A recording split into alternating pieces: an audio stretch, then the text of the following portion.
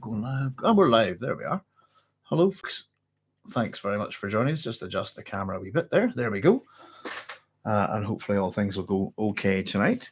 Thanks very much for joining me here on the Doghouse. I'm Doc Sloan, and welcome to the Dune Science Fiction Book Club. We'll get going in a couple of minutes. We're just popping on early as usual to make sure all our connections and stuff like that are working out okay, because sometimes when YouTube drops us, it keeps us in a permanent state of sort of waiting, and it takes us a minute or two to rebuild up the show, I suppose, very quickly. So it's just a wee bit of a safety measure. So hope you're all keeping well out there. Say hello in the live chat if you're about. And we'll wait, as I said, for just another wee minute or so to get on with chapter 2. I just thought I'd mention something there that sorry, chapter 20 we're on tonight. Last night I just couldn't sleep properly, and I've been having a wee think about bootstrap stories. And I've got this copy of where are we? Robert A. Heinlein's The Unpleasant Profession of Jonathan Hogue, which in this set of collections of short stories, I suppose it's pretty much a novella and a bunch of short stories, is the story All You Zombies, which is probably arguably one of the great bootstrap stories. And it was just a wee thing on YouTube, and if I can quickly see this guy's let me see, somebody I subscribe to now, Useful Charts, and I don't know if you know the song I'm My Own Grandpa, which is a feature of the story All You Zombies. Useful Charts has made a little chart to go with the song, and it's absolutely brilliant. I thought it was really, really enjoyable. Scramble for coffee and Frosties. Absolutely, says colleges and cannibals. Got me coffee here at colleges. I don't know, Frosties are too sugary for me, I have to say.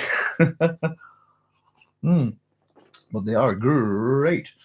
Bojack Harkness, dressed like Han Solo today, are you? No, I get that a lot. No, my blue plaid waistcoat. I don't know. Not even remotely like Han Solo. I get I'll tell you a good one, Bojack, is I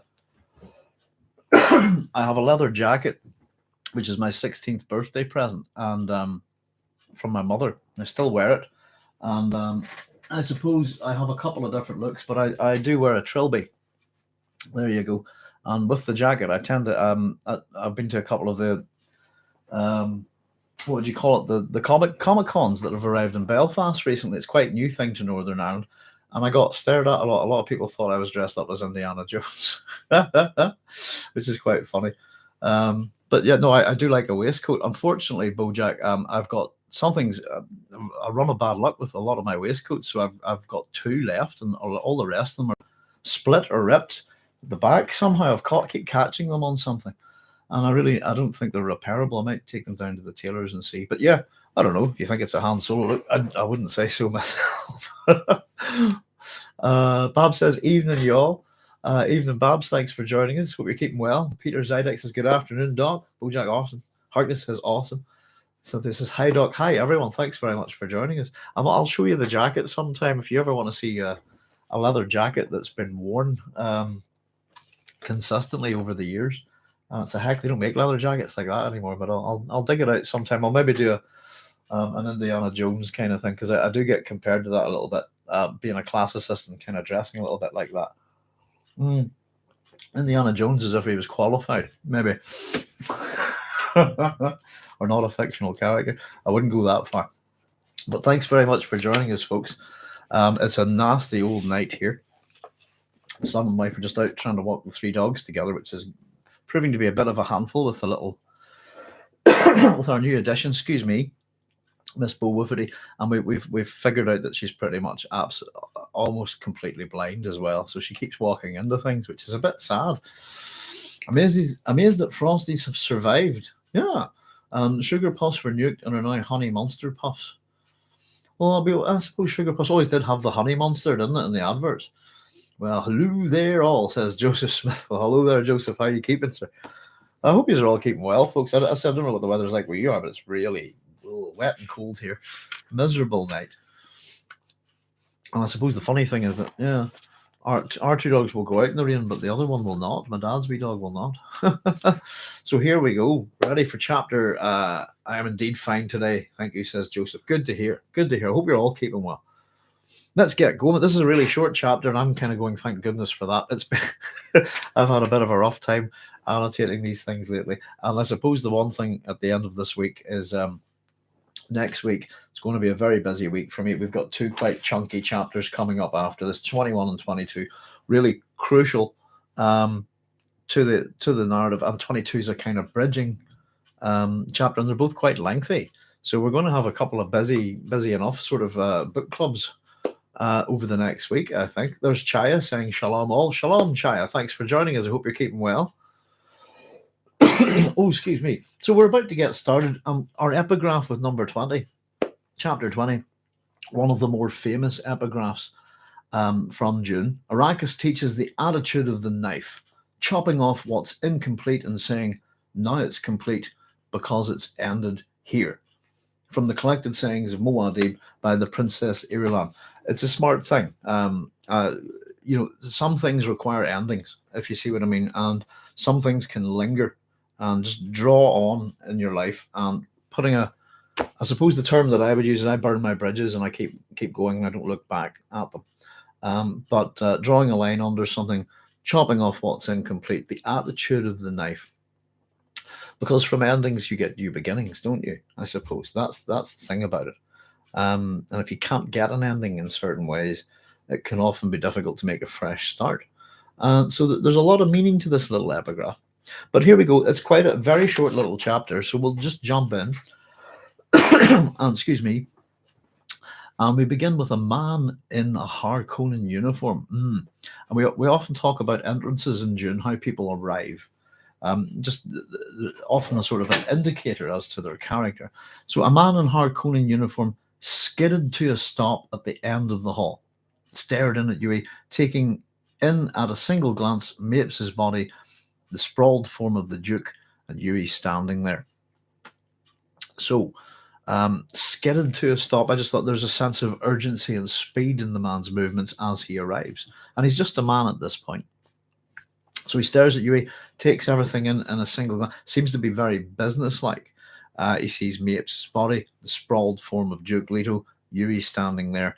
And we're told he has a lasgun in his hand, in his right hand. And Yueh gets a casual sense of brutality about him. There's a sense of toughness and poise to the man, and it sends a shiver through Yueh. And we have some of Yueh's thoughts on this chap here. Who is it? Sardaukar, straight away. Here we go. Sardaukar, Yueh thought. A Bashar by the look of him, probably one of the Emperor's own, sent here to keep an eye on things. No matter what the uniform, there's no disguising them. So, again, this casual air of brutality, the toughness, the poise, something that sends a shiver. Doesn't matter what kind of uniform a Sardaukar soldier is in. These guys are intimidating, and I suppose it's their very nature of them that he identifies. Well, I think there's a bit of doubt with Yueh here. The Sardaukar, yes, indeed. And finally, we get to meet one, I suppose. These are the Emperor's personal terror troops. And of course, where the Sardaukar come from in Dune is a mystery. And it's a solvable one. It's one of the ones that we do figure out. Though it actually raises a few other questions as well. So, let's have a wee look. So, but it's the man's attitude, his bearing, everything about him, even though he's wearing a Harkonnen that says Sardaukar, one word, Yueh thought, he goes straight there. And we're told a Bashar by the look of him, probably one of the Emperor's own. So, this guy engages with Yueh. You're Yueh? Yeah, I'm Yueh. And he tells him that he can relax. And here we go. This is quite the interesting bit. I suppose when you drop the house shields, we came right in. So everything's under control here. Is this the Duke? And just before we go on with that, I just sort of made a couple of wee comments here based on, I suppose, Denis Villeneuve's film. Of course, we get to see an awful lot of action, violence, battle, laser beam, las guns, the whole shebang, I suppose.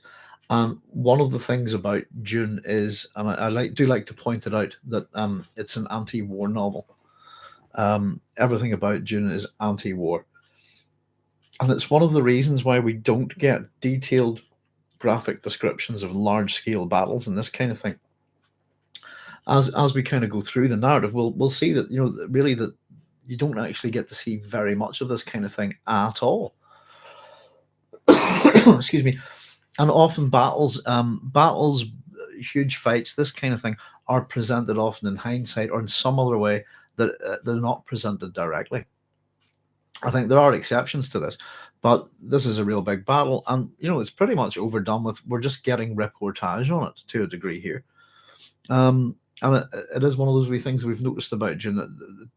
It really doesn't go into the big battle thing too much, He does take the red hot crest. Going to get to that in a wee second. And I think there's some interesting things about how Leto's referred to here. He as the Red Duke, and the fact that the Sardaukar takes a souvenir. Now, before we wanted to go there, I just wanted to jump to the terminology of the Imperium, because we have this guy referred to as a Bashar. And I thought I'd just run through that. Let's just quickly jump to the terminology of the Imperium, and I'll just read you this one. So a Bashar, often a Colonel Bashar, is an officer of the Sardaukar, a fractional point above Colonel in the standardized military classification, rank created for a military ruler of a planetary sub-district. And then in brackets it tells us that a Bashar of the Corps is a title reserved strictly for military use. So as much as it's a title that can be used for planetary governors of a type and military officers, in particular the Bashar of the Corps is strictly reserved for military. So it was just a wee bit about this term. Seen a few people did a wee bit of work on it, but just to run through this, Bashar, of course, is an Arabic name, and there's variations of it, and the meaning within that is bringer of glad tidings. That's not the implied meaning, and it's not the connection to the word here. It's actually from an Ottoman Turkish word, pasha, which is from the Ottoman Empire. It's a particular title similar to, I suppose, an honorary knighthood. What the Dune terminology of the Imperium says in terms of rank is that this person is a shave above. Bashar is a shave above, a point above, a fractional point above. Sorry, is how it's described. Colonel. Person who's just above a colonel, and I suppose over here is a brigadier. I would say so. A colonel should be in charge of a regiment, I think, and a brigadier would be the next level up, I think. If I'm not a wonderful expert on military ranks and stuff like that. So excuse me. So in this sense, the word pasha is often anglicized to basha. And just done with work. It's also a term for a regional governor in Morocco over the last couple of hundred years. And the key parts of that word are from the word bash, which is head or chief, and the word shah, of course, which is king, which we've seen in a couple of things before. So this is a Sardaukar Bashar. Just want to take a wee quick second to look at that word Bashar, and just to say that I don't think in this case it really does fit with the Ottoman Turkish title rather than the Arabic name. So it's an interesting one. So this guy's quite high rank, basically, and it's kind of a wee bit hard to figure out what the structure of the Sardaukar is, because we often get the sense that they're legions. I thought, and I tend to think of legions in a Roman way. So I think of a legion as about 5,500 men plus auxiliaries. Good morning, all. This is getting earlier. Is it British? It is GMT +1. I managed to double check. I was just trying to find the right information because a lot of websites were very poor at providing it. But it is GMT +1 here at the minute, Brad. So we're back to kind of how we started. I do apologize. I don't know. I'm not a big fan of the clock shifting. I think it causes, I don't know.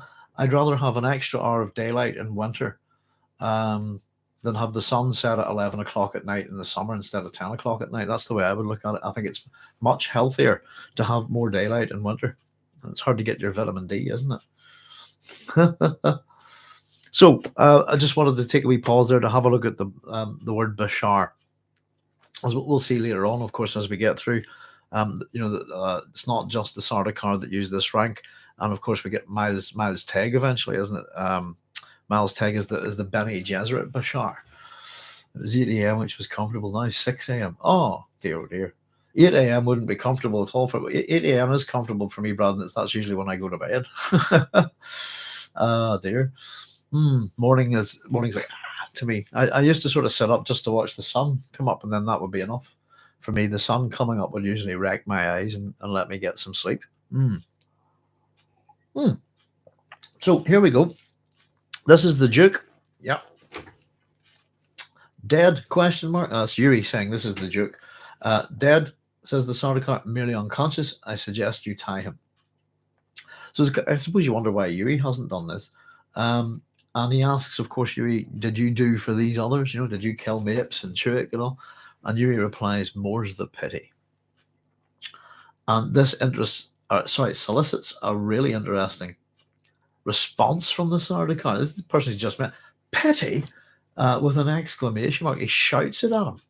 Pity? The Sardaukar sneered. Just contempt. He advanced, looked down at Leto. So that's the great Red Duke. And we get Yueh's thoughts here. Colleges and Campbell says, I would rather keep GMT all year. Yeah. Same. I would like the extra R in this one. And it's me, says, hi, Doc. Hi, it's me. Oh, it's quite fun engaging with some of these names sometimes. Thanks very much for joining us. It's me. So we get Yueh's thoughts here. And it's the language that's revealing, I suppose. If he had doubts about this guy, the use of the term Red Duke is the indicator. He says, if I had doubts about what this man is, that would end them. None, no more. Only the Emperor calls Atreides the Red Duke. And I thought, aha, that's interesting. Why? And of course, as Peter says, he reaches down and cuts the red hawk insignia from Leto's uniform, little souvenir, before we get to the ring. So in terms of just the Red Duke, I thought Leto, Atreides, etc. Why does only the Emperor call him the Red Duke? Is it an insult? And as much as he wears the red crest, the Atreides hawk, why red? Why red in particular? And what is red associated with? And if we go with people who are just, the Red Baron, the red, I suppose the color red, the association, but red is usually associated with death, murder, being a bloody individual, being soaked in blood, if you like. And I get the sense that being called the Red Duke would go, against Atreides' propaganda. Brave Duke Leto is how he prefers to be known. If someone, in fact, I go by the Red Russ myself on the production cards, but it's just because my name Russ means red, which I suppose, interestingly enough, and it's a joke. It's one of my little science fiction in jokes, I suppose. I haven't kept it in some of the new videos, but the Dune PhD videos all begin with the Weird of the Red Russ. It's a wee joke to the Weird of the White Wolf by Michael Moorcock. Excuse me a wee second, folks. My nose is getting super tingly. I'm going to give it a quick blow here before I sneeze.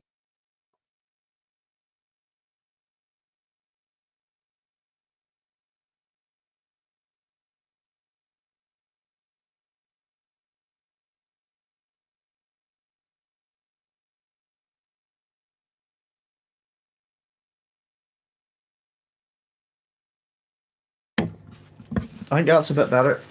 Sorry, I blowing my nose on camera and all. Live TV is great, isn't it? Well, it stops us from sneezing. Oh dear. Right. So yeah, I just thought, I don't know what you think, but is this a fear thing? Is it a propaganda thing that Leto Atreides maybe wouldn't call on the Emperor to say, don't call me the Red Duke, but only the Emperor calls Leto Atreides the Red Duke? And I have to assume that that's because it's a disparaging title that he committed, and he's not a nice person at all. And some of the things that I think the title the Red Duke fits Leto very well, but nobody would have the nerve to say it to him. I think that's what I get the sense of that. Only the Emperor calls Atreides the Red Duke. The other thing I wondered about that is, how does Yueh know that? If that's the case, and I suppose it means that maybe within, if the Emperor and the Duke have been in each other's presence, it's the sort of thing that may get picked up on. But certainly, I get the sense that nobody else would call Leto Atreides the Red Duke, and it seems almost a little bit impressive until we get from this Sardaukar in a little minute. So, of course, where is the ducal signet ring, which the Baron wants? Yueh tells you, and again, this is engaging into Yueh's plan, isn't it? He stiffens, swallows. If they press me about this, they'll bring in a truth sayer, maybe find out about the ring, find out about the Thopter, all the last little details that I've prepared, all will fail. We've got a wee question about Yueh in this, a very particular word that may be of interest. I'm not too sure. So Yueh sort of answers in a kind of roundabout way. He doesn't have it on him. And of course, again, the Sardaukar is very shirty with him. I can see that, the Sardaukar snapped. And the way this man treats Yueh is with a lot of contempt, I think. It's businesslike, but it's with contempt. And we'll see as he gets rid of him in a minute or two. So he's worried about them trying to find out the details of his plan. At this point, Yueh has the ring on him, as we'll find out. If they press me, they'll bring it. All will be revealed. All will fail. All will fail. And the realization that Yueh's plan is still running here. So he tells the Sardaukar, sometimes the Duke sends his ring as surety that demonstrates that an order has come from Leto the First. And the Sardaukar states, this must be a damn trusted messengers, And it is an interesting point. If you only have one signet ring and it's a sign of your surety, if you like, anything could happen to a messenger. You might not get it back. So again, Yueh sort of, aren't you going to tie him? And I'm wondering, I also got to wonder if maybe Yueh hasn't secured Leto to make it a distraction, if you see what I mean, for the Sardaukar or guards or whoever's going to be here. It's something that must be seen to or attended to. And the fact that Leto's not been bound, and therefore could possibly get loose. So it is a point of note, I suppose. And again, Yueh says, aren't you going to secure him? Again, this would take attention away from Yueh, wouldn't it? We get a series of questions, quite straightforward and businesslike, again, from the Sardaukar. Let me just see here if I can find the right point. How long will he be unconscious? 2 hours or so.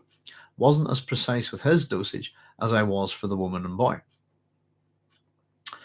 And very interesting. So it gives us a wee bit of a time frame to work with within the story. And of course, from the previous chapter,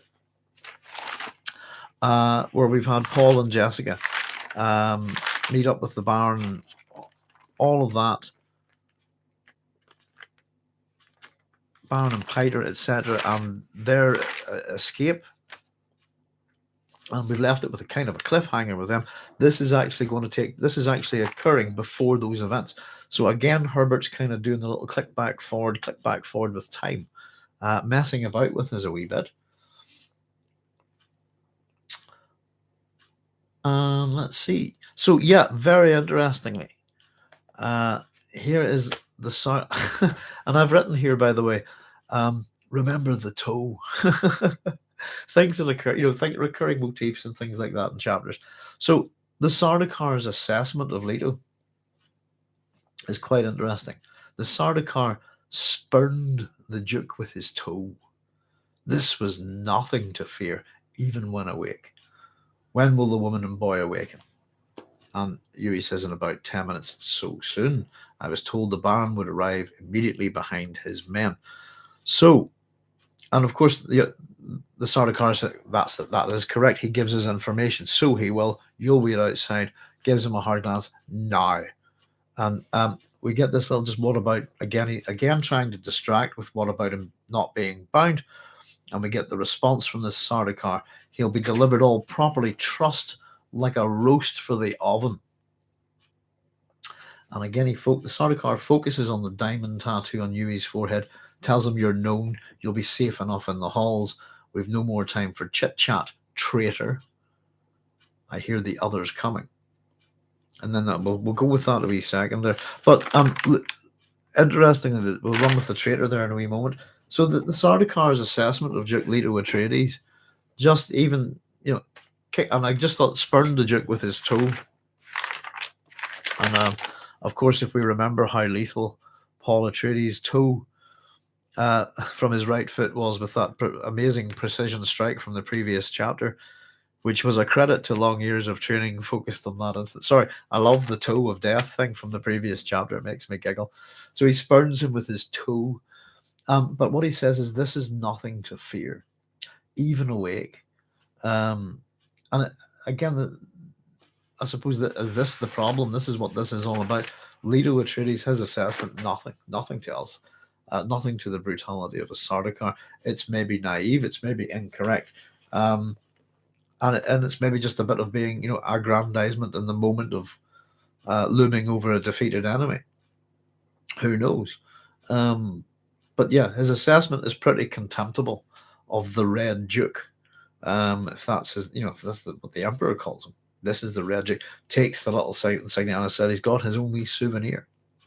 And excuse me, interestingly enough, there will be other souvenirs, if I understand that, taken from this point in the action in Dune, which is going to be very, very important to the whole series, actually, isn't it? When people's DNA is going to be taken here. Dukes is written plural. Let's have a look. The Dukes. Maybe Leto's dad was also called a Red Duke.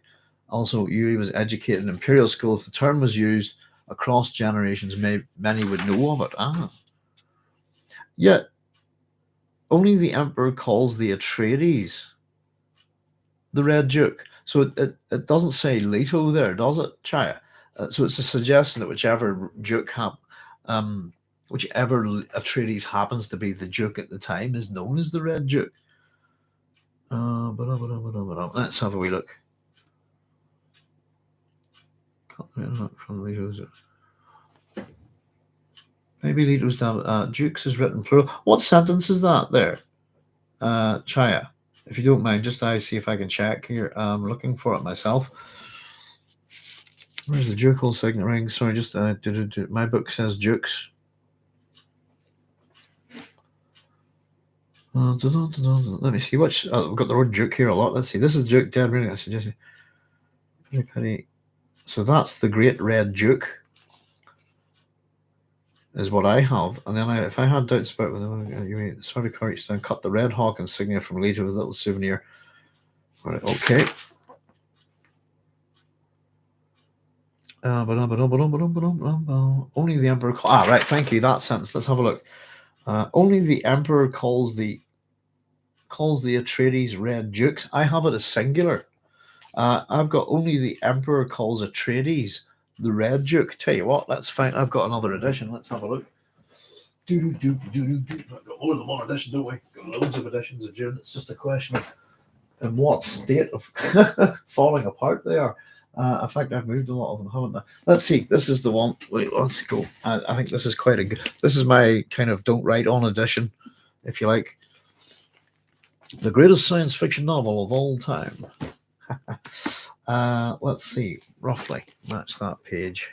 It's not this. It's got color plates in this one, so we're not.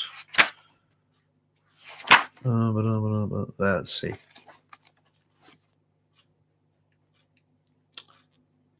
Must be back. All right, teachers. Here we go.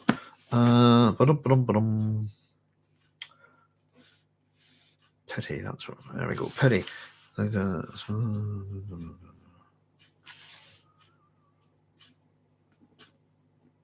Right.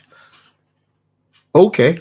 I've got here. Only the Emperor calls the Atreides the Red Dukes in this edition, and of course.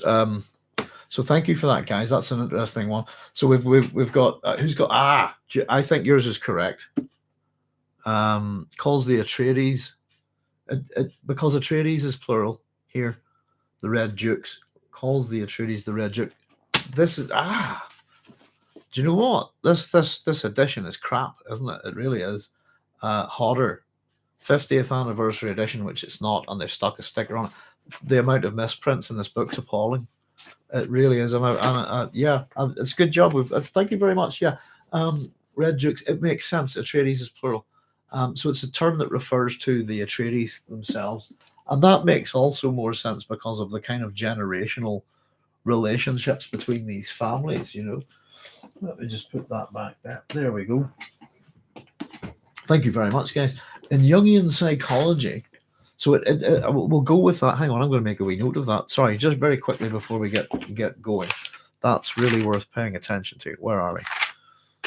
So that's note number 5 in my little notes. The Atreides, the Red Dukes, right, and that's plural. Let's make it big.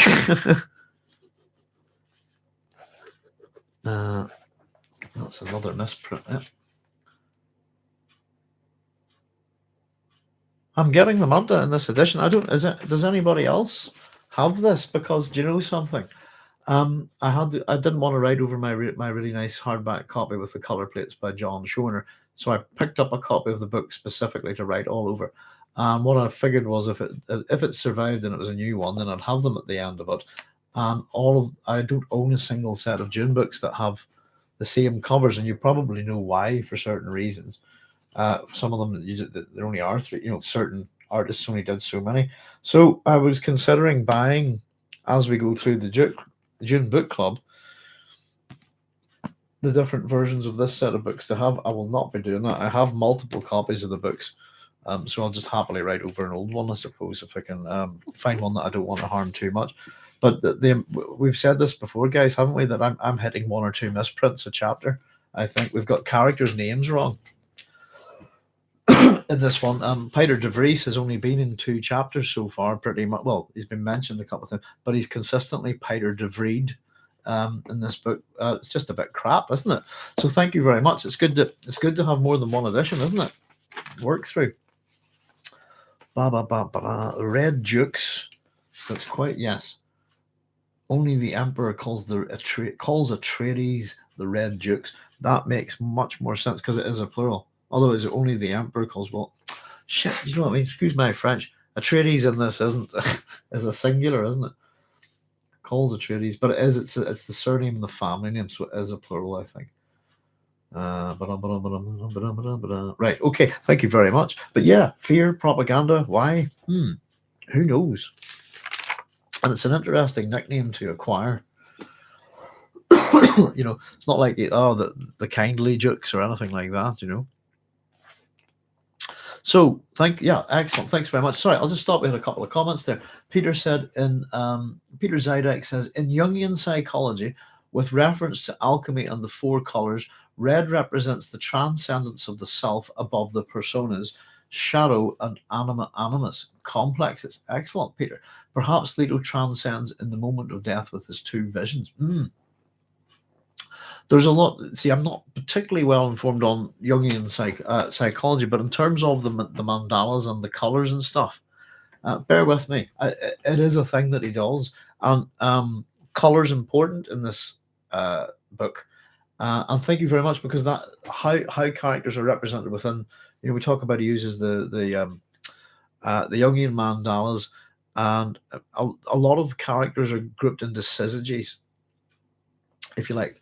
And I suppose I even almost we talk about the Janus facing concepts, I suppose. But I've got Jung's book on the archetypes of the collective unconscious with all of these wonderful mandalas and so on and so forth in them. I had a good wee read through it when I was researching it. So it is absolutely, it's one of the things that we talked about with the color white, by the way. And as much as no character is referred to as white in the book, the color white in particular, I think, has certain representations as well. And you wonder about color. So how Herbert uses it, excuse me, the color can be used in lots of different ways. And I suppose within the Jungian context, how that's used there to the alchemy and the four colours, and the representations of those colours. But certainly teaching it culturally, colour is quite interesting, and how we look at it, and what one colour represents in one society may be completely the opposite in another. And some things, I suppose, are kind of universal. But yeah, perhaps Leto transcends in the moment of death with his two visions. I'm looking forward to getting to that, actually. And the whole, yeah, there's something about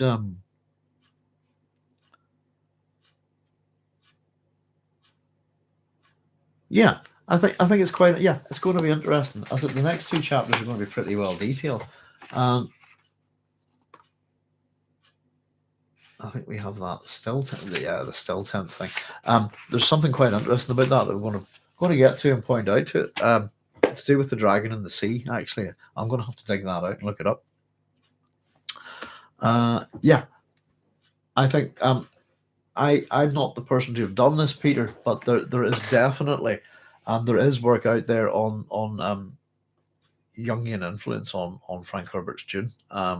And I would say that arguably you could get a whole PhD out of it if you wanted to. There's so much that big influence with, isn't it, the Slattery family and etc. There's a fair chunk on it in the we've got a video on the Jung influence actually in the PhD. But it's again one of many influences. But yes, how he wrote the book is fundamentally organized within aspects of Jungian psychology, and he even talks about doing haikus and things. But it is about pairings. And tell you what, let me see if we can find that very quickly. It's a good point to make while we're here.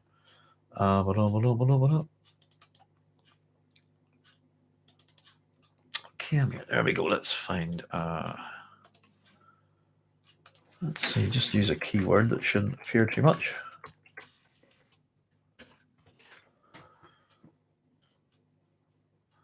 Of course, the map of Arrakis is a mandala, as I've got there. Let's see.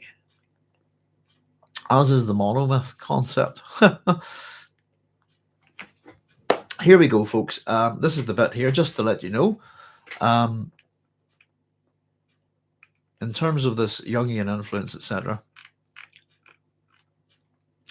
So, Carl Gustav Jung's influence on Frank Herbert is apparent from the beginnings of his career as a writer, and his interest in psychology and psychoanalysis dominate the themes of his first novel, The Dragon in the Sea. And we're going to look at this in particular in relation to the tent, the still tent scene. No, sorry, hang on. My mouse is a pain in the ass here, and it's not working properly. Okay, here we go. So his interest in these subjects, as mentioned earlier, greatly influenced by Frank's relationship with the Slattery family, and in his son Brian Herbert's biography of his father, Dreamer of Dune, from 2003, Brian discusses how important this was to Frank, especially in helping him to understand how important it was to his writings in developing a realistic understanding of human motivation. Some of my writing is not that good here, which provides him, and here we go, this is what it gives Frank, the essential component of characterization. And in my opinion, it's why Dune's such a good book.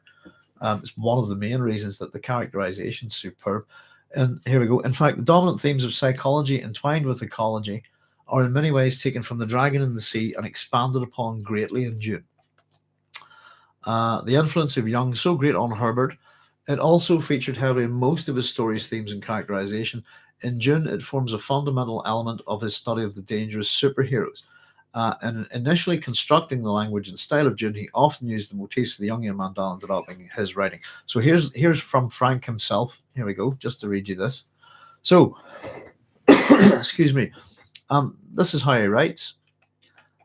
In his own words, much of the prose in Dune started out as haiku, and then was given minimal additional word padding to make it conform to normal English structure.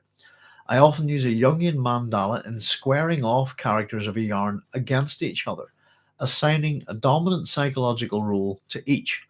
The implications of color, position, word root, prosodic suggestion are all taken into account when a scene is to have maximum impact, and what scene doesn't if a book is tightly written. There you go. A lovely quote from Frank Herbert there. and real insight into how he takes. I know it's probably not going into too much detail there, but how he uses Jungian ideas from Jungian psychology and psychoanalysis in his actual writing. So the Atreides banner is green, so I'm not sure why the Emperor calls them red. Well, it's the Red Hawk, isn't it? I think. What's the Jungian explanation for green? You're asking the wrong person, Chaya. I have no idea. Green itself, I suppose, in terms of Peter Zidek says, "Wonderful doc, thank you." No problem, guys. There is to approach Dune from a psychological viewpoint as an academic is totally valid, absolutely valid. We've talked about this, that you can approach it from an ecological point of view, you can approach it from a literary point of view, you can approach it from a feminist point of view, which has been done. You can approach it from a linguistic point of view, which has been done. I've approached it from a thematic point of view, which has been done, I suppose. But there are so many ways you can go at this book, and there are so many of them. But that, again, the Jungian psychology in particular, I think the element of it in terms of mandalas, or not mandalas, sorry, wrong term, archetypes. I think the most important one is the syzygy. And I think, and in terms of pairings, if you think about it, almost every chapter we've mentioned that we're getting characters paired off against each other, and arguably we've had a couple of examples of what I call Aristaya, where they're kind of, it's a bit of a, it's not quite personal combat, but it's a competition almost in some senses. And Aristaya can often be applied to that in a sense of desire to show excellence. Maybe read due to passive aggressive nudge at the bloodline from the Battle of Corran. Possibly. I think it's just generally if somebody's read, and I get what Peter's saying, but I also think that everything we've been, and we get as much as we're kind of going to get a Leto kind of has a form of apotheosis in some sense, and only if we kind of look at the epigraphs, the way he's revered as the hero of, Paul, and almost everything that we've learned about Leto has not been right. That it's just propaganda. That we've got a sense, and our historian is a single source. It's a mono view, and our historian has bias as well, which is really, really important. If you're going to have a career as a historian, the hardest thing is to get rid of your own bias. And I'd argue if you're going to be within the humanities, actually, I'd argue that if you want to be an academic, the hardest thing you can ever do, or it's not hard. I've no bother doing it. I've got lots of biases. I really do. I'm a normal human being, but I can get rid of them from my work. And an awful lot of work that I see is particularly academically related to Dune these days, in terms of papers on the internet, that kind of thing. It's absolutely loaded with bias. And I suppose the trick is, if you're going to be a historian, when the word historia means to inquire into something, the reason why you inquire into it isn't actually important. And so history is personal in a sense, but to achieve the goal of your inquiry and to get to the heart of the matter, you really need to operate with as little bias as possible and as much evidence as you can, I suppose. And if you can start with understanding that your question that you're asking probably has a bit of bias to it, there you go. So it's one of those things, I suppose, as well, that a lot of academic work, if you're doing it at this level, shouldn't whatever you start off saying, it probably will look very different by the end of it. It's a rare thing that a piece of work like that follows the thread that it started with, if you see what I mean. It tends to be a thing common in psychology. Excuse me. Well, there we go.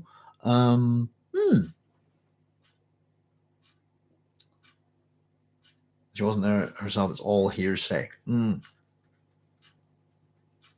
Oh yeah. I mean, well, yeah. You see, that's the interesting thing.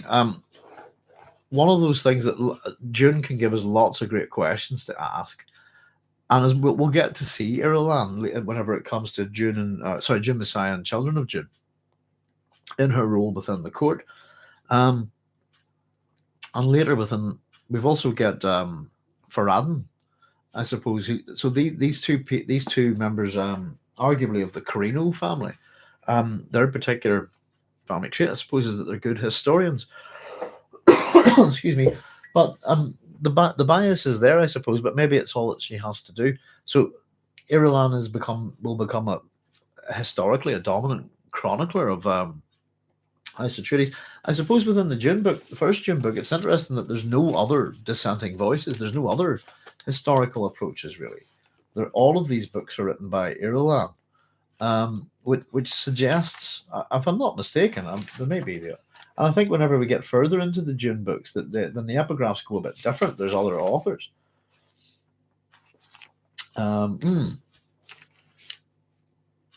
But certainly, based on what we've seen throughout the book so far, the epigraphs are all works of Irulan. A lot of them are incorrect or heavily show bias or put a gloss or a shine, and in particularly a kind of religious, oh, what a great guy he was, this kind of thing. We've seen in reality he's not very nice at all. But maybe in his ending we'll see something heroic with a tooth as opposed to a toe. Teeth and toes, isn't it quite strange? The weapons in these few chapters. Oh dear. So let's see. But yeah, I think Red always could just go.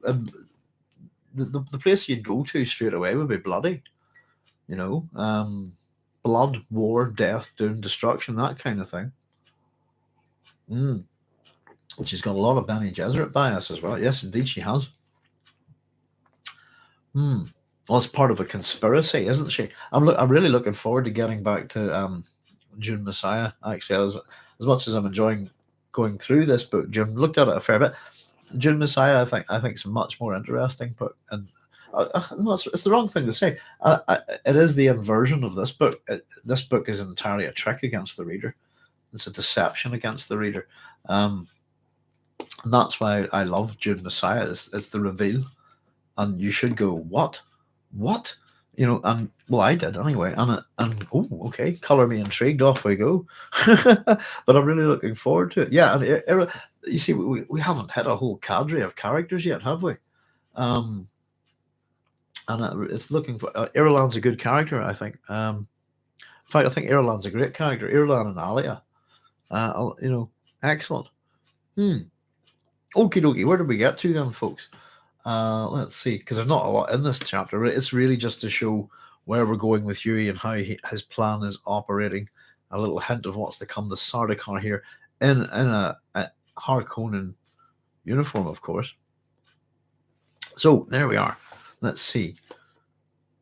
Where do we get to? Traitor. Yeah. Here out in the hall, basically, with no more time for chit chat. Traitor. I hear the others coming, and we get that word traitor. We've known about this all this time, and Yueh processes this really, doesn't he? Traitor. He lowered his gaze, pressed past the Sardaukar, knowing this is a foretaste of how history would remember him. Yueh the traitor. Yueh. All of this, and again, we've got that. As we've been going through the book, we've known that it's him. We've been warned so many times. We have epigraphs talking about him,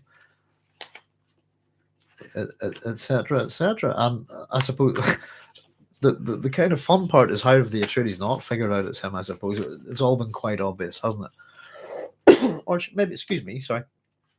Maybe it just seems that way.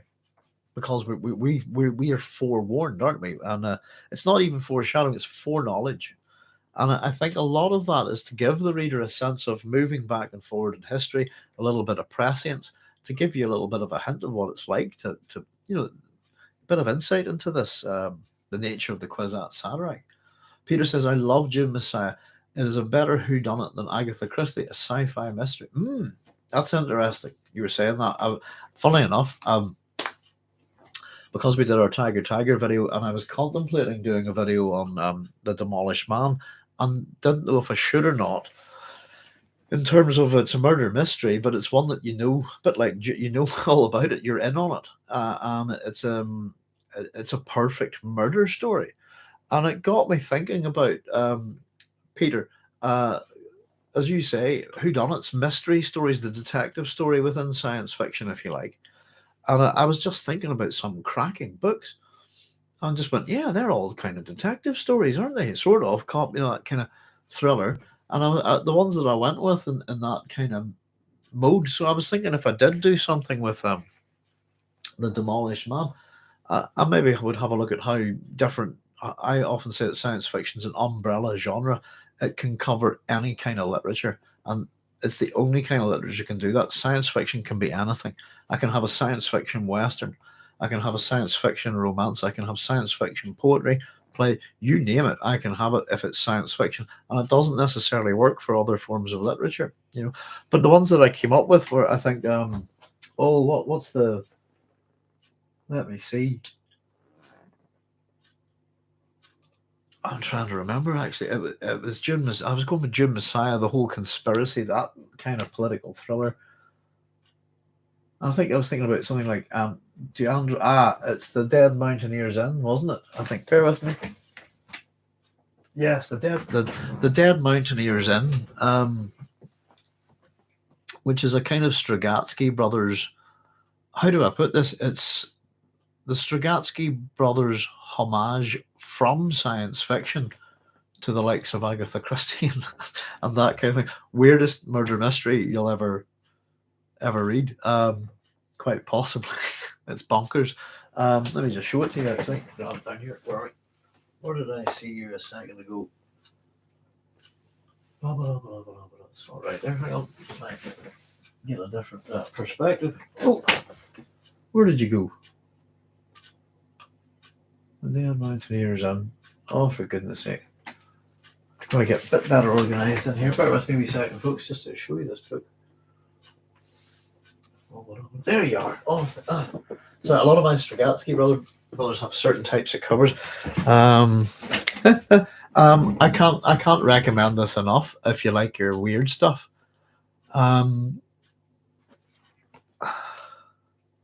The bottom line is that amazing things don't just happen in our inn. One has only to recall, for example, the unidentified flying objects. This is brilliant. I'll just read you the introduction to this very quickly, folks, and I'll move on. Worn down by the censors and hungry to publish something more lighthearted than their usual fare, Boris and Arkady Strugatsky, the greatest science fiction writers of the Soviet era, decided to try their hands at a detective novel.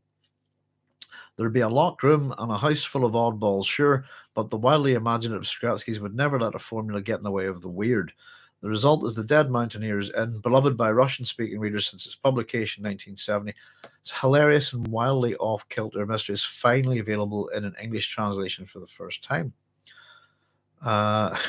So when Inspector Peter Glebsky arrives at the remote ski chalet, he intends to ski, drink brandy, and loaf around in blissful solitude. But the chalet's other vacationers, a famous hypnotist, a physicist with a penchant for gymnastic feats, and a large handful of others are a nuisance, and so is the avalanche that soon cuts the inn off from civilization, and then there's a dead body, which may not even be human. It's love it. And I read this just going, what the hell is going on? and I got it. I got the end, just went, that's fantastic. It was very funny. Highly recommend it. And I don't think it's been available over here for too long. Let me see. Have we got a publication date on this one? Possibly not. It looks of it in this book. First of this copyright 1970, translation copyright 2015. So I don't think it was available until before then. But there you go. Excuse me. But we'll not get too distracted. We'll keep that for Sci-Fi Fridays if you like. But those. There's a whole bunch of them I was thinking of, and I think I was just saying to you, I just read All You Zombies last night very quickly, reread it for a giggle, just loved it. And there's a chap on Useful Charts, I think, on YouTube. If you check it out, the channel, he does genealogy charts and historical charts, and he's did a video with a chart for what's the song, I'm My Own Grandpa, is that it? from All You Zombies, which is the song that's mentioned in there. If that's what. Let me just catch the name of it again. I said, yeah, I'm my own grandpa. So if anybody wants, I was just chatting about it as we came on. Very good. It's this funny song as well. Dear, oh dear. Dear. Yes, an umbrella job. Well put, Doc. Thank you, Peter. Cynthia says, yes, we've known for a while that Yueh is the traitor, but only in these last chapters are we finding that treachery takes many forms, and that Yueh's efforts were perhaps as artful as the Baron's canly. That's a very good point, Cynthia. And what I would suggest is that we've been told that is it possible that the Baron's plan, is it how is it they put it? Is it a masterpiece of Canley? Is it to be a work of art? And it looks like it is. It's so masterful. But within that plan is Yueh's plan. And really, the elements of his plan are still going here. We're seeing him worrying about them. And part of that plan, I suppose, part of this part of his plan is possibly to assuage his guilt, but possibly also to create another backup, maybe. I don't know. Useful Charts is a great channel. It is indeed. It's very excellent channel. I love it. I can't remember the name of the chap that runs it, but he certainly puts an awful lot of work and research into his. I think he sells those as posters, that kind of thing. But no, they're he's very informative, very entertaining, and well researched. And he's done some kind of sort of biblical stuff and old texts and things like that. Gotten a bit of grief for it, and he's defended himself well. I think so. Yeah, if anybody's not familiar with Useful Charts on YouTube, check it out. It's a great channel. Cynthia says, I like Strugatsky's Roadside Picnic. That's one I got my wife to read not too long ago, and she enjoyed it. It's one of my favorites. If anybody doesn't know it, it was made into the film Stalker, which is brilliant as well. Yueh's very well written. You feel his angst, says Chaya. He's hardly in the story at all, but a very fleshed out personality for someone who's only around for a couple of conversations. Yeah, Chaya, it's the sort of thing that I sort of point out, that he is sort of a minor character, isn't he? But all the minor characters in Dune we've seen so far, really important to the story, hugely important. And even we have Mapes' body in this chapter. Poor Mapes. But I think Mape, characters like Mapes, Yueh's such a key point to the whole plot. He's the linchpin to it, really, isn't he? Yueh is kind of the wooden horse, if you like, in this sense, and he's inside and he's their traitor, but he is well written. And as I said, it's as much as Leto, we get a lot of praise for Leto in the epigraphs, and it turns out to be not quite right. We also get a lot of hate, for Yueh, the traitor, and it's not that simple. Granted, his ideas and so on, we've come to the conclusion that Yueh is mad, sadly, because it would be hard to rationalize his actions, wouldn't it? Even in terms of his plan. To be honest with you, if I was Yueh, I would have waited. I would have set up a shield somewhere, anywhere near the building in Arakeen, and I would have waited for the Baron to fly down, and I would have fired a lasgun at it, knowing it would have killed me and created a nuclear explosion. That's how I would have got the Baron. Don't need to get that close if you can create a nuke with a gun and a shield, both of which seem easily available to almost anybody, So there we go. The traitor, it's how he's going to be known. It's embedded in his head. How history will remember him, Yueh the traitor. Yeah, and I do think there's more to Yueh, and how Yueh's viewed by Paul later. I think it's going to be quite interesting. Because without Yueh, there's none of this. And arguably without Yueh, you have no Kwisatz Haderach, really.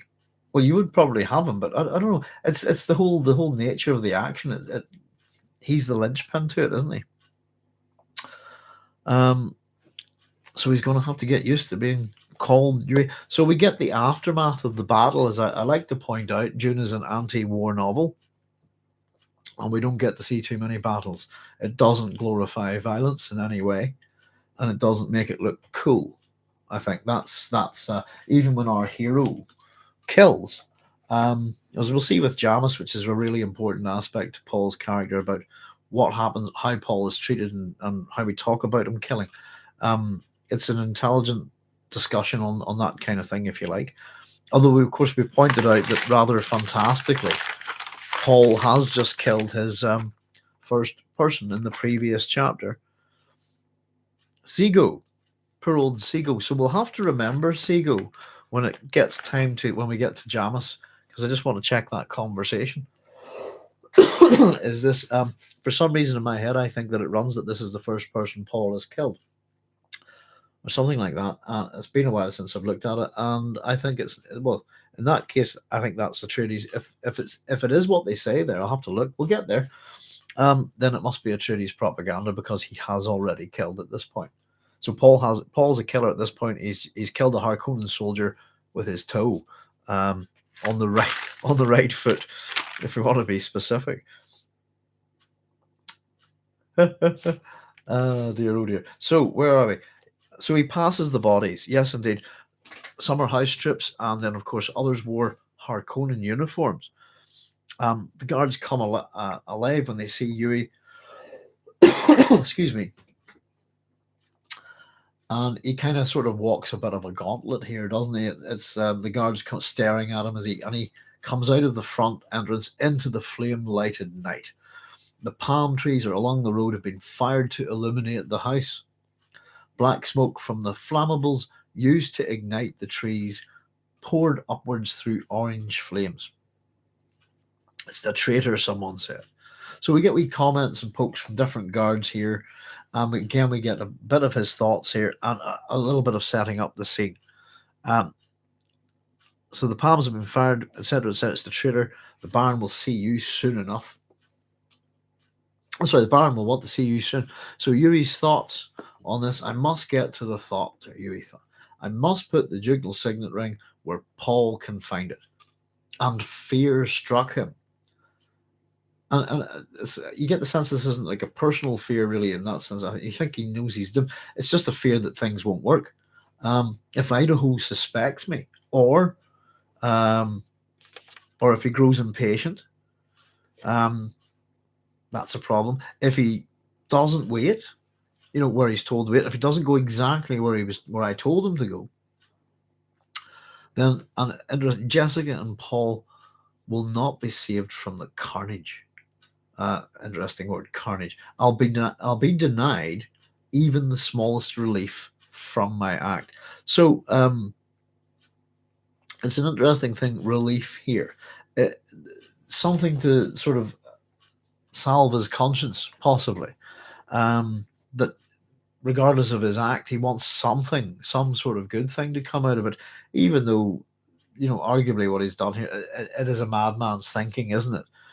I've brought your entire house down. Your father's dead. All your people were killed. But look what I did for you. I'm down nice. and it is a bit of a mad way of thinking, isn't it? But I suppose arguably, it would suggest that there's still some sort of sense, something left of the original Yueh in there. Some sort of sense of decency or something. Jessica tells Stilgar Paul has never before killed a man with a naked blade. Thank you, Chio. There's plenty in that chapter actually, but I didn't want to jump ahead too much. But thank you very much. So he's never before killed a man with a naked blade. So it's a very specific thing. The burning palms, a column of both smoke and fire. As we'd had that before, didn't we? That was in the religious. It was in a religious context not too far back. I think that was my chapter when I wasn't. I was in doggy hell. if you see what I mean. Let me see. Yes, I remember that. The burning palms, a column of both smoke and fire, prophetic premonition, etc. And again, we're going back and forward in time as well. And it's a destruction of nature as well. And I suppose these trees, we've had a in terms of the palms, what remember that they were mentioned is how many people that they were equal to. They've all been burned just to have some light. So he's doing a wee bit. It's Yueh being a bit shifty, I suppose, isn't it? And arguably, this is what he's been up to for about 6 years. I think we have. I don't know, guys. Maybe this. I hope this isn't another awful misprint here. If you've been following this, right. The next sentence says the Harkonnen guard released his arm. Said, "Wait over there, out of the way." Now, I haven't got anybody grabbing his arm here, if you see what I mean. Previously, he passed bodies on his way. All were house guards came out, staring at him as he emerged from the front entrance into flame-lighted night. The palms along the road had been fired to illuminate the house. Black smoke from the flammables used to ignite the trees poured upward through orange flames. "It's the traitor," someone said. "The Baron will want to see you soon," another said. And then we have his thoughts. At some point, and again, I'm wondering, is this is this another misprint, or is this Frank has? That's why I've put continuity error. Basically, that's the way I look at it.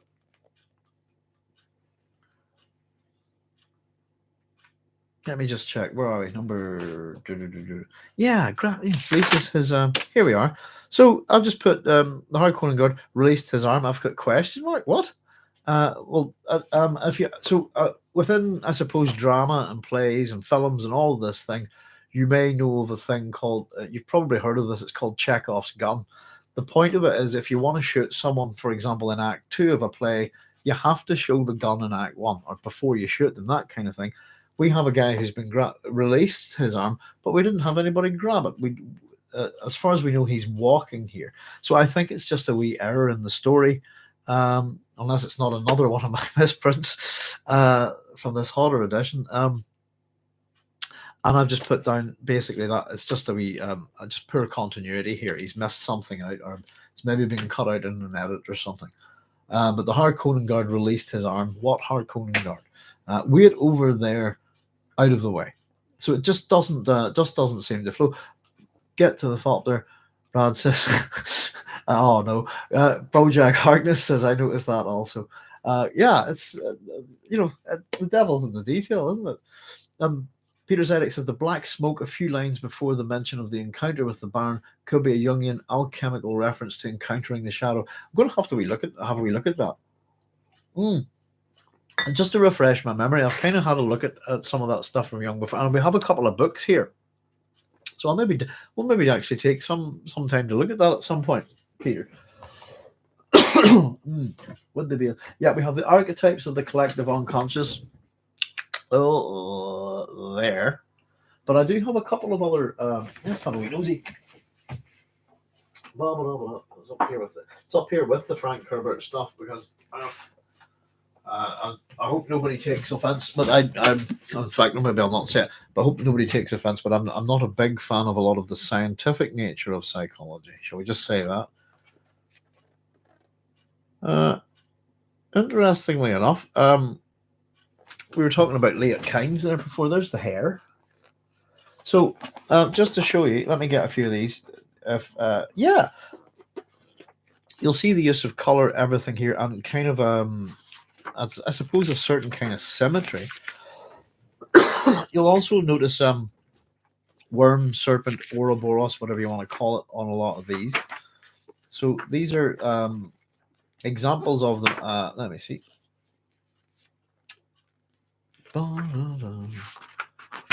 Yeah, examples of these kind of things. Let me see. It's a lovely book, this, quite interesting. So Herbert uses these designs. Then I'm going to put Fade Routha on the left, and I'm going to put Paul Atreides on the right. If you see what I mean. And as I said, because of this mandala shapes, we kind of have. There you go. Here's a few more. Rather than me sitting looking at them. There you are. There's tons of them in this book. Sorry, let me just for your benefit, folks. There we go. This is if you're interested in. There's quite a lot on Jung, obviously. Am I wearing the right glasses? I can't read that at all.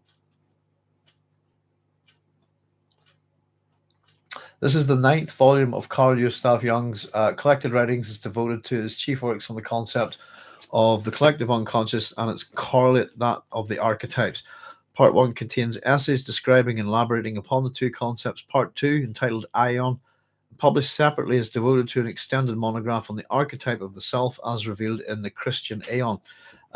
Contents of Part 1 are as follows. So this is his public, just so we've got things on the archetypes of the collective unconscious, the concept of the collective unconscious, concerning archetypes, special reference to the anima concept, psychological aspects of the mother archetype, concerning rebirth. Then he has individual books on the psychology of the child archetype, psychological aspect of the Kore, which is fundamental, I think, to the Bene Gesserit and the female characters, the phenomenology of the spirit in fairy tales, on the psychology of the trickster figure, conscious, unconscious, and individuation, study of process and individuation, and concerning mandala symbolism. So if you want to read beyond this book, there's an awful and it's thick, there's an awful lot to read. Let me see if we can get something a bit more.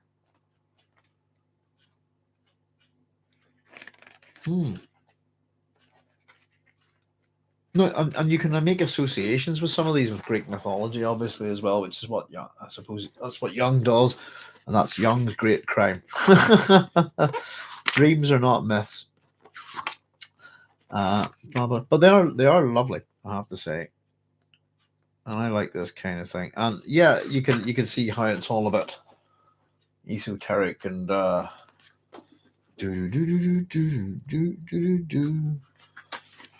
needlessly messianic. Oh, that's just a joke. Yeah. And again, so the color shadings and things like that, I suppose. There's all sorts.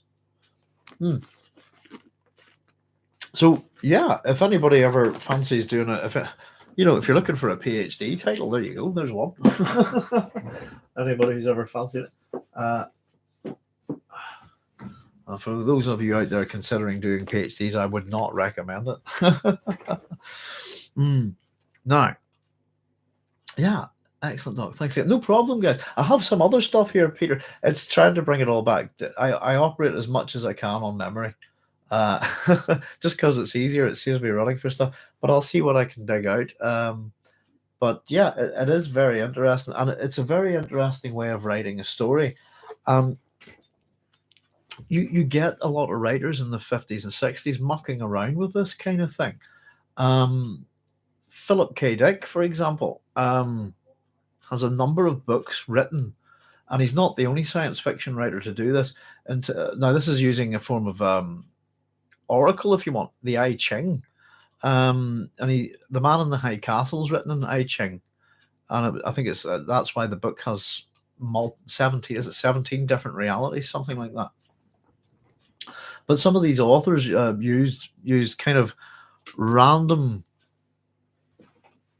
what you would call oracles, I suppose, things that create random, I don't know, interpretations, if you like, and use them to actually write their books. So for Herbert to take the whole Jungian ideas and concepts and actually use them in how he constructs his characters, how they interact. And if you had a good knowledge of Jung, I would say you could absolutely full on approach Dune from a psychological point of view.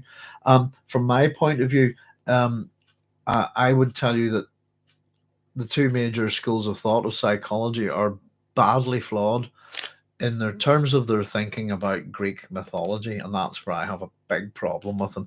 I think Jung got it all wrong. In fact, I know Jung got it all wrong, and so did Freud. So Freud's interpretation of the Oedipus myth's appalling and incorrect. It's iconotropy. So that's for those of you who don't understand our mythology, iconotropy is the deliberate or accidental misinterpretation of myth. So you can do it deliberately if you want, but it's also when you do it accidentally. If you don't mean to, but your heart's in the right place, that kind of thing.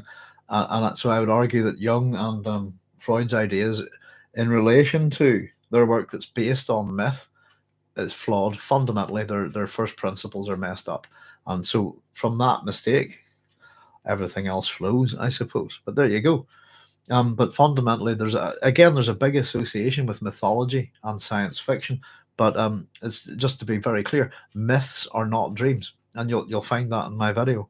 And that's where, yeah, and odd, you know something? I expected to get hammered by psychology people. Absolutely hammered. Nobody's had a pop at me for it, and it's all right there, right up there. So, yeah, interesting. Psychoanalysis, not psychology. Yeah, psychological and psychoanalysis. And it's the psycho is the soul, isn't it? Really, is what it means. So to analyze one's soul and the study of the soul. Funny what words mean, isn't it? Where do we get to, folks? I'm off on one again tonight, and this isn't meant to be too long a chapter. Yeah, so we're getting to the thought, as Brad says. Oh dear, here we go. So must get to the thought. They put the ducal signet ring where Paul will find it. Fear struck him. So these are all the things that could go wrong if Idaho, suspects me, doesn't wait, go where I told him, gets drunk, who knows. So yeah, Harkonnen guard has released his arm apparently without grabbing it in the first place, and wait over there. So and again, this little thing, he's kind of on his way. Abruptly, Yueh saw himself as cast away in this place of destruction, spared nothing, given not the smallest pity. Idaho must not feel. So it's a little bit of self-pity, isn't it, from him? And I think the idea of being the word cast away, quite interesting. If we put it together, we would have cast away, that the idea of the palm trees. He's a no man is an island, as they say, which I think is very incorrect. But Yueh is here. So all relies on Idaho. And again, we're wondering what's that about? What, and maybe Idaho's on his way to save Paul and Jessica, who were supposedly being followed by the Harkonnens at the last cliffhanger. So another guard bumped into him, barked, "Stay out of the way, you." So lots of nudging and pushing away, and the guards just sort of serve to kind of shove Yueh along in the action, I suppose. Oh, and I'm on the wrong page. Here we are. Wait for the Baron. So all this. So he nods, walks with controlled casualness to the front of the house, turns the corner into the shadows. So everybody's looking at him, but he kind of subtly just walks along and nips around the corner. I think I know what you're talking about, Brad. Here, we'll get to it maybe in a second. Yeah. Quickly. Right, here we are. Let's see where I'm at, folks. Sorry. Quickly, every step betraying his anxiety. Yueh made for the rear yard beneath the conservatory where the Thopter waited. The craft they had placed there to carry away Paul and his mother. Is this the one you're wondering about, Brad? So we were told he'd done this earlier. And then we've told that the craft they had placed there to carry away Paul and his mother. And I've simply asked the question, who's they? Now this doesn't make sense. So we're probably going to go with Duncan, Idaho here, aren't we?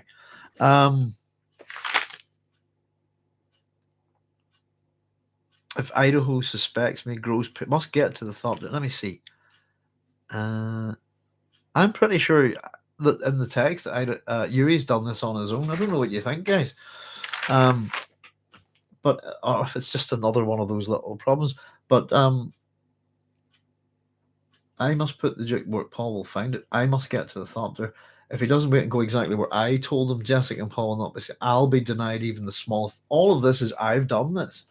And again, it might be just a little problem within the text or something. I'm not too sure. Yueh made for the rear yard beneath the conservatory where the Thopter waited. The craft they had placed there to carry away Paul and his mother. So I'm going to run with it. It's probably Duncan, Idaho, but I'm not too sure. I just a couple of wee errors, I think, within this chapter. Of course, we get a guard out at the open back of the house. A little bit of suspense there, but no. On they go. Guard stood at the open rear door of the house, his attention focused on the lighted hall and the men banging through there, searching from room to room. How confident they were. So he hugs the shadows, works his way around the Thopter, eased open the door on the side away from the guard. and he felt under the front seats for the frame kit he had hidden there. So he's been lifted a flap and slipped in the ducal signet. So he's popped the ring in there, closes the flap back, and closes the and works his way back to the corner of the house in the same casual manner, no doubt, around towards the flaming trees. Now it is done, he thought. Again, it has that kind of, that now it is done. You know, the sort of almost a ritualistic sense to it, maybe a little bit religious, maybe. And then once more, he emerged into the light of the blazing palms. So it's kind of an emerging into watching the world burn, isn't it, really? He pulled his cloak around him, stared at the flames. Soon I will know. Soon I will see the Baron, and I will know. And the Baron, he will encounter a small tooth. And it's slightly hyperbolic, and then I don't know what's the word I'm looking for. Slightly hyperbolic, and then a bit of a anticlimax, isn't it? A bit of a letdown there, and I think it's quite funny again that we've gone from the deadliness of toes to the deadliness of a tooth. We've had tooth and toe in the last two chapters. I think quite interesting, and of course we all know how what's going to work out there with the tooth, of course, but we're going to switch back over then to the main chunk of the action with Yueh, and of course the tooth and the Baron and all of that, the sort of culmination of that in the next chapter. And then we'll be going into the escape with Paul and Jessica, isn't it? I think in the still tent. Right. Been a wee while since, but we've got two big chapters ahead of us. So this little chapter really is just to show certain, again, Herbert plays with time in the action. Everything that we saw in the previous chapter, this is kind of actually before it and designed to line up with it. And yeah, a couple of wee problems there within that chapter. Just and again, I suppose some misprints within my own book. It's good to work with other people on this and have other copies, isn't it? So it does. It shows you that Yueh's still in the game. That Yueh's game is very much the game, I think. And as ultimately, if you think about it, the Baron's plan fails, and not quite, but ultimately, Yueh succeeds in some way. That eventually, I wish to kill a man, doesn't he? And ultimately, he wants to spare he brings about the fall of House Atreides. He does want to spare some of them, and he doesn't succeed in step one of the plan, which is probably a possibility.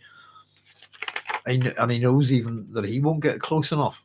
But then, we of course have maybe a hope in Paul, or maybe it's just done out of I want something to survive. But as long as something of House Atreides survives, the Canley will continue.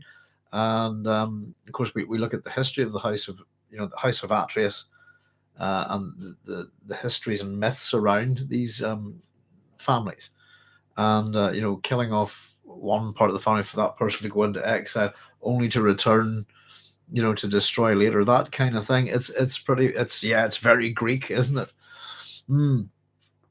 I have to say, in Arnold Schwarzenegger movie, there's often quoted line, "Get to the chopper." It just amused me. Oh, right, get to the chopper. Is that right? I used to quite like Arnold Schwarzenegger movies. They used to be, I don't know, they're all still a bit cheesy. Some of them are quite good, I think.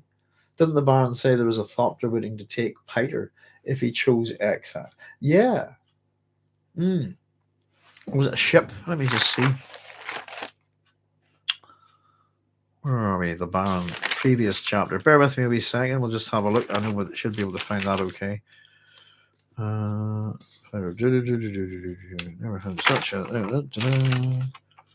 woman in exile from Imperium. Blah blah blah. All right.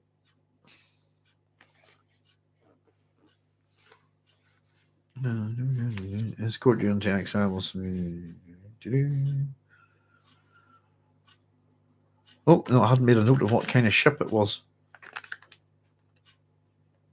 Still reserved for this moment. Was sent in the guard, wasn't it? Yeah. No, I think that was a ship, like a lighter or a frigate or something like that. I do get the sense that the ornithopters don't leave the planet; that they're atmospheric. Let me see. How many was it that? Let me see. I can find that. Well, that's the whole point of doing this. Let me just double check. So that's note 23 in chapter 21. Right. Oh, sorry, chapter 19. Dun-dun-dun. Let's see. Mm-hmm.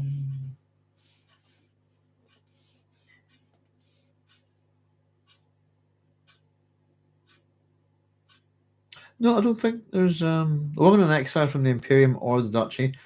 I will send in the guard of reserve. He's stone deaf. His orders will be to convey you on the first leg of your journey into exile. He will subdue this woman if he sees her gain control of you. He'll not permit you to untie her gag until you're off Arrakis. If you choose not to leave, he has other orders. I'll take the duchy, blah, blah, blah. Much better. Let me just, sorry, hold on the wrong corner. Ta-da, the guard reserve. No, I don't think it says. It just says that about getting off world with the boy on the letter outside. Yeah. There we go.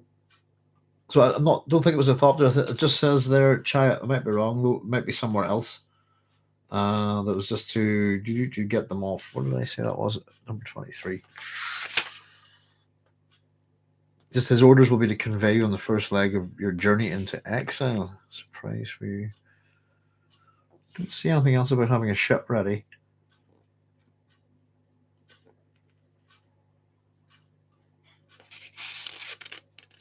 I'll take the duchy. It's a bit like a quiz show, isn't it? With the two, it's a very funny little interaction that between the Baron. I do like it when the Baron and Piter get together. I suppose, and that's the really sad thing is Piter won't be around for too much longer.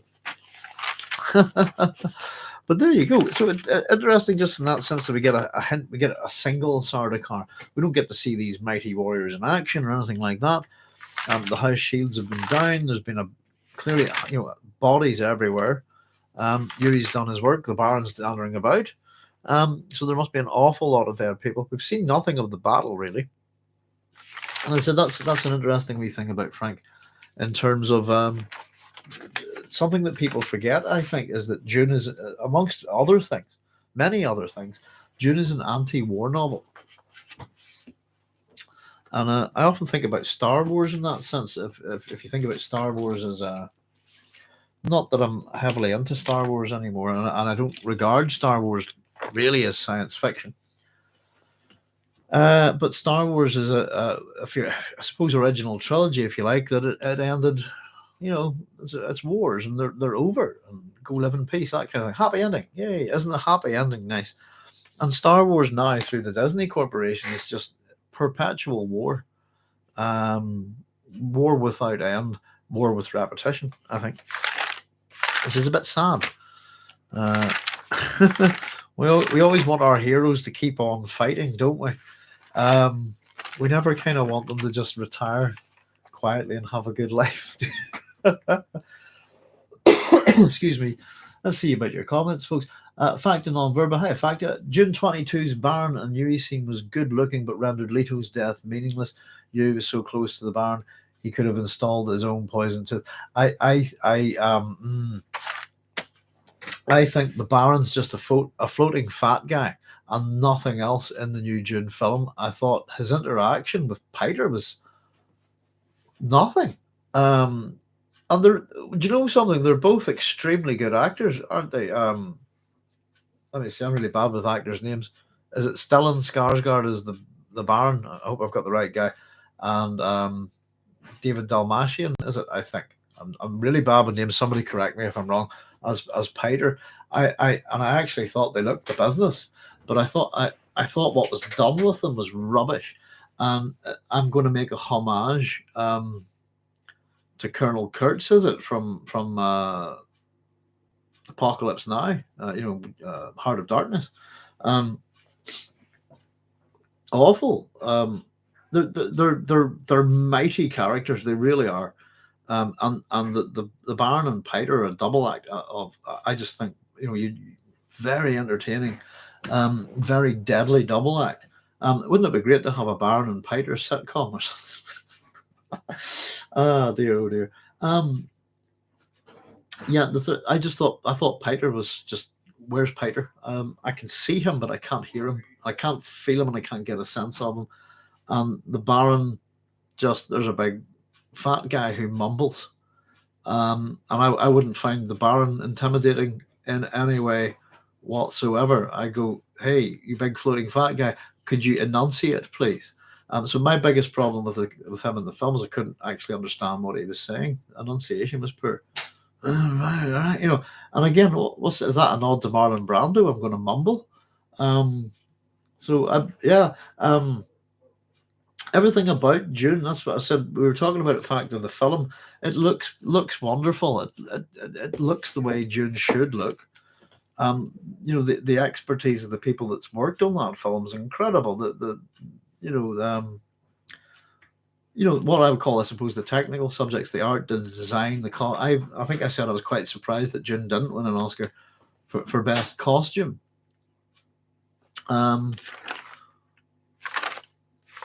But there is something. It's like there's no. I don't know. It's what is it they say? You know, there's a phrase in Northern Army say somebody. Was it? He's wired up, but he's not plugged in. If you know what I mean. And I think the film's a bit like that. It's wired up, but it's not plugged in.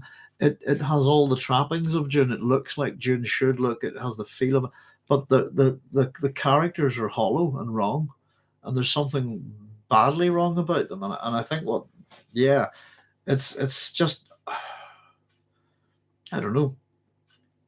I was so looking forward to seeing.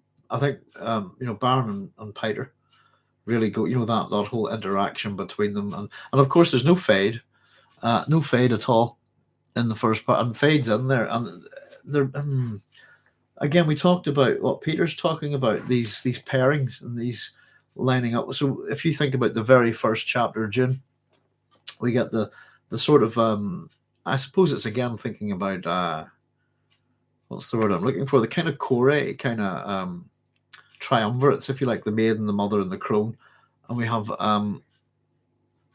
Gaius, Helen, Mohiam, Jessica, and Paul within that representation in the first, and of course the plans of the Bene Gesserit. And then immediately after that, we have another male triumvirate, if you like, and the Baron, Peter, and Fade Rautha, and their plan. And this is it's about pairings and shadings, and you know, Shakespeare, dualities and dichotomies. Shakespeare would do a fair bit of that himself, and we do get a sort of sense of some Shakespearean stylings within Dune as well. But you have to try hard to make a desert look ugly. I didn't think it looked as pretty as it. I keep saying this. I thought the desert in Mad Max Fury Road was much more impressive, and you can even look at David Lean's Lawrence of Arabia. I just don't know what the heck was going on, to be honest. And having looked at Hollywood over the last few days and seeing Denny's almost, you know, I don't know, what is it? I've arrived tour, where he goes around getting praise from people. It's quite weird, I think. I couldn't take that much sucking up, I think. I really couldn't. I couldn't take that much sort of praise either, to be honest. But it seems to be a certain thing, and then he's part of the club, you know. And I don't know, very, very bizarre, I have to say. But yeah, I was wondering, maybe if I'll put this out just for the end of the videos, folks. But I've been trying to find, if anyone can help me out on this. I'll probably find it myself by the next time I see you. But just in case, I wonder if there's any Robert A. Heinlein fans out there. This book is The Unpleasant Profession of Jonathan Hogue. Now, it's got all you zombies in it. I'm trying to track. So it's one of those collections of short stories books. If anybody's got a book that has By His Bootstraps in it, could you let me know what the title of that book is? Just I'm looking for a short story collection book with By His Bootstraps in it. And I possibly already have it. So I was doing a kind of, I want to find these two stories, and then I was just about to buy them last night, and I went, it's inside that. So I stopped myself, and I've just been having a wee look at some random. Oops, it's all right, girls. Some random Heinlein stuff over the last couple of nights, but there we go. Doc, you're a Baron Peter's shipper. I bet you've penned a ton of Jewish / I haven't really, no. I would love to do that kind of stuff. I suppose it'd be fun. I just have a good imagination on my colleges, to be honest with you. As much as I can come across a bit serious sometimes and things like that, I like having fun with these things. And I love. Listen, you know what? They're great characters, aren't they? And you can tell what's been done to them and why. It's as simple as that. Unfortunately, the new Dune film is woke, if that's the term. The Baron's a fat guy because he can't be a homosexual paedophile. It's as simple as that. We cannot have that association in that film. It's his probably one of his main dominant, character traits. To be honest with you, he's an exceptionally smart villain. He's an exceptionally clever villain.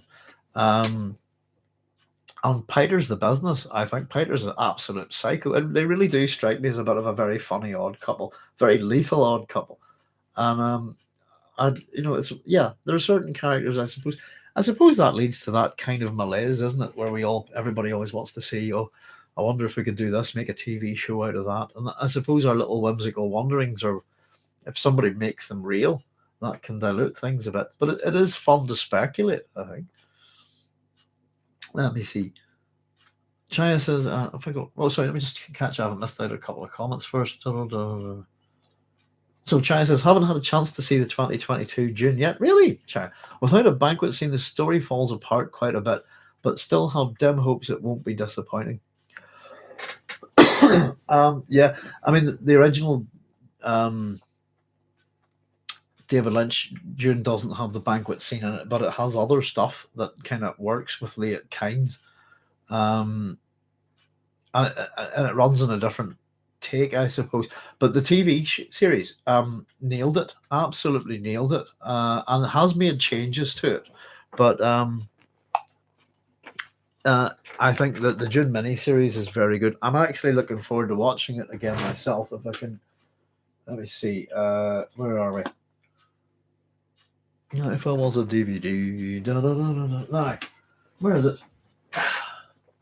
Sorry, I have them sitting here. I've quite an old copy of the Dune TV series on from when it first came out, but I picked it up sort of bargain bin the other week, not too long ago anyway. I cannot see it for the life of me. Sorry, folks. But no, it's not there. I still haven't got totally organized here. We're trying to get a lot more books and sci-fi stuff up here to have kind of handy, which is why I can't find anything at the minute. But it's I'm really I want to watch it again because I've got a digitally remastered version of it, and I know some people aren't too happy with things like costumes and special effects in it, but I'm never bothered by such things if the money's been spread thin to make such a thing. I think most of the actors are pretty good and the script's pretty good, and it's an excellent show. If you can then go into Children of Dune with the covers Dune Messiah and Children of Dune, it's really excellent as well. Yeah, the miniseries of William Hurt, that's the one I'm looking at. Sorry, but I just picked it up the other day. It's some and interesting what Peter was talking about. There's an interview in that about how they use color throughout that show, and it's really to try and mimic what was what Frank. It's right in front of me, for goodness sake. Well, there's Children of Dune there. So it's not that one. It's just the original Frank Herbert's Dune, the mini series. I still can't see it, but that was very countrified, wasn't it? But it's about here somewhere, and I've got my in terms of we're trying to watch a couple of things at the moment. I tried to watch Dark Star the other night,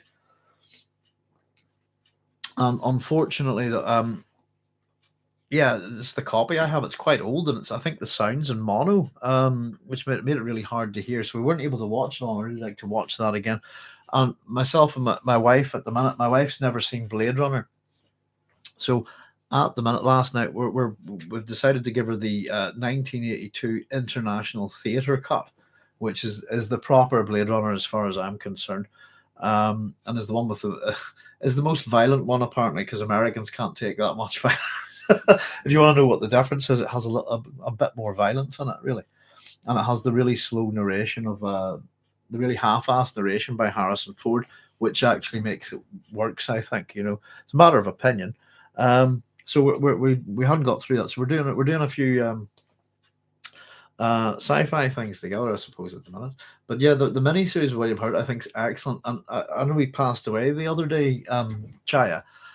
One of the things I was saying, and there's things in the miniseries that William Hurt does as if I'm not mistaken, it's really one of the reasons why I want to look at it again. That William Hurt does that are not from the book, but are new to that series, but really make Duke Leto line up with the real House of Atreides. If you know what I mean, they really make him line up to the Greek myth. And I thought what he did with Duke Leto Atreides was the way we've discussed it as we've gone through this book club. I've almost found him. I've almost found him laughable. I mock him. I've mocked him quite a bit in terms of how he's presented and what he does. He's actually quite a criminal kind of asshole, really. To be honest, he's a king in all but name, really. If you think about it, the emperor rules 1,000 worlds, but he rules a planet, so that's as good as a king. They call him a duke. 1959, The Menace from Earth anthology has by his bootstraps. Thank you, Factor. I'm just trying to grab. I've that much stuff like that in terms of anthologies and sci-fi books. I've got tons of them. So it's a question of going through a whole lot and see if I have a particular story. The Menace from Earth. Thank you very much. But I tell you what, we talked a wee bit about Heinlein not too long ago. That's it. There we go. Thank you very much. And I will, if I can't find a copy of it, I will pick it up by getting a copy of that. Cheers, Factor. I appreciate it. As I said, I was reading that by your book. All your zombies, is it? All you zombies last night. Very short story, bootstrap story, as you know. I think it's the one that he's kind of developed on from by his bootstraps. And I absolutely loved it. And I couldn't believe the coincidence. I went on to YouTube. And that's why I was talking to you about the useful charts video. I just thought, what? There you go. The wee song in this is I'm my own grandpa. And I just looked there and went, there's my own grandpa by Useful Charts. Literally today, after reading that last night and checked it out, I just thought, wonderful little coincidence in life, isn't it? And it was just made me laugh and smile. But I just forgot how good a writer. It's been a while since I've read anything by Robert Heinlein. Absolutely, he's brilliant. He's really good. Loved it. So yeah, sorry, just back onto that point. I thought William Hurt brought a realism, and I know he doesn't look. Again, he's probably the one Leto Atreides that looks the least, like Leto Atreides should. But I thought he was the one that brought more gravitas, I keep using that word, a more sense of realism to the character. And I thought his relationship with the actress that played Jessica, I thought bang on. Whereas I thought Leto and Jessica in the new film were a bit aloof. I didn't think they had good chemistry together. And I get, if you read the books, maybe there's a sense of distance between them. You get that. But certainly in the miniseries, I thought he was excellent and had the right level of, I suppose, attempting to being a fatherly figure combined with the ruthlessness of being a duke. He seemed real to me, I suppose.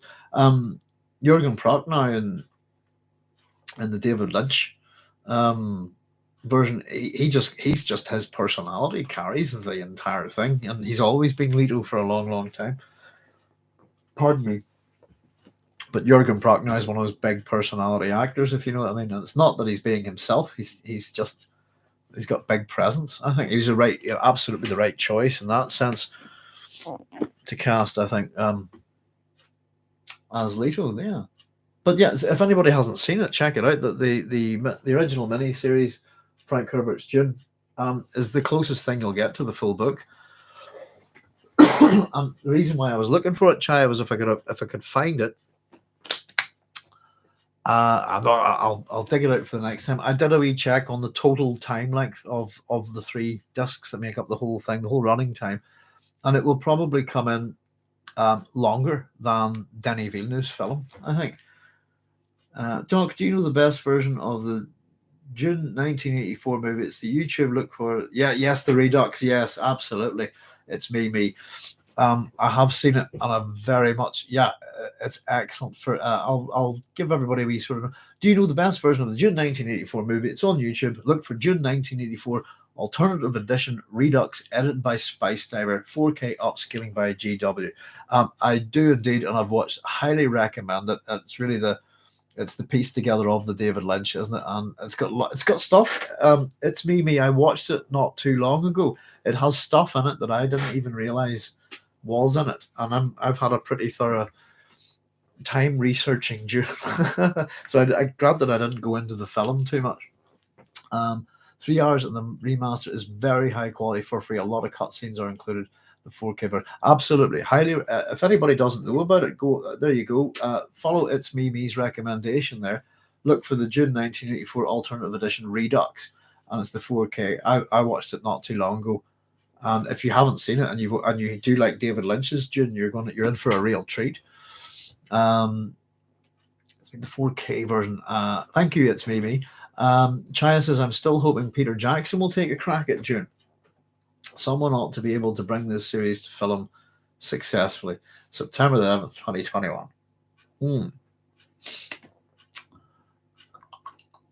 I don't know, Chaya. I thought he made a god-awful mess of The Hobbit.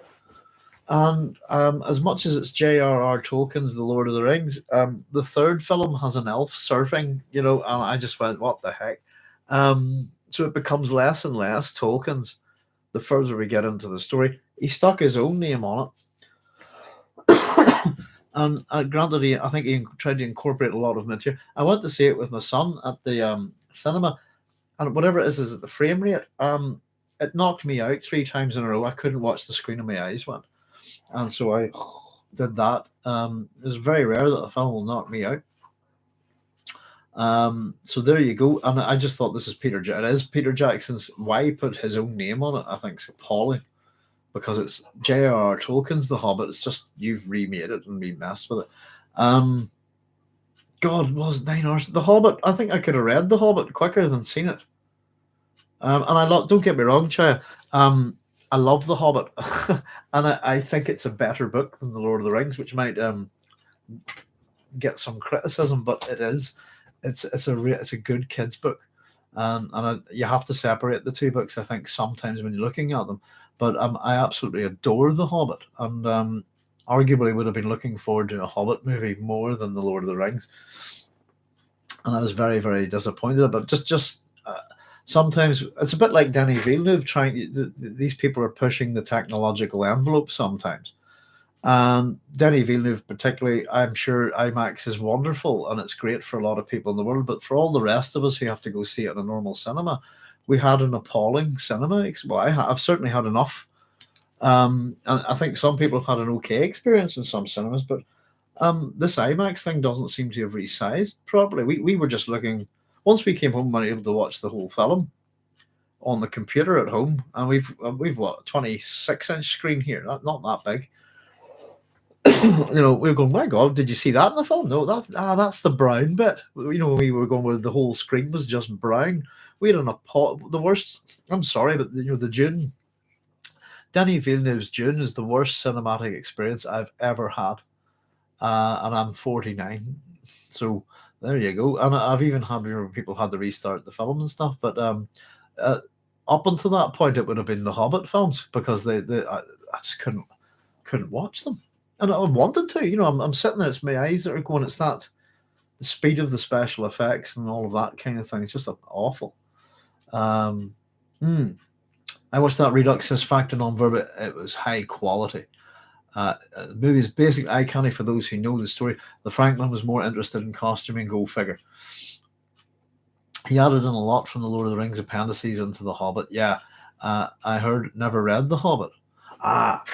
Well, the Hobbit, if you read it I read it as a kid, and it's almost an interactive book because you've got your little map and stuff like that, and it's certainly worth listening to. I've got these. Let me see now very quickly. If you want to know what the best version of the Lord of the Rings is, bar none, it's that one.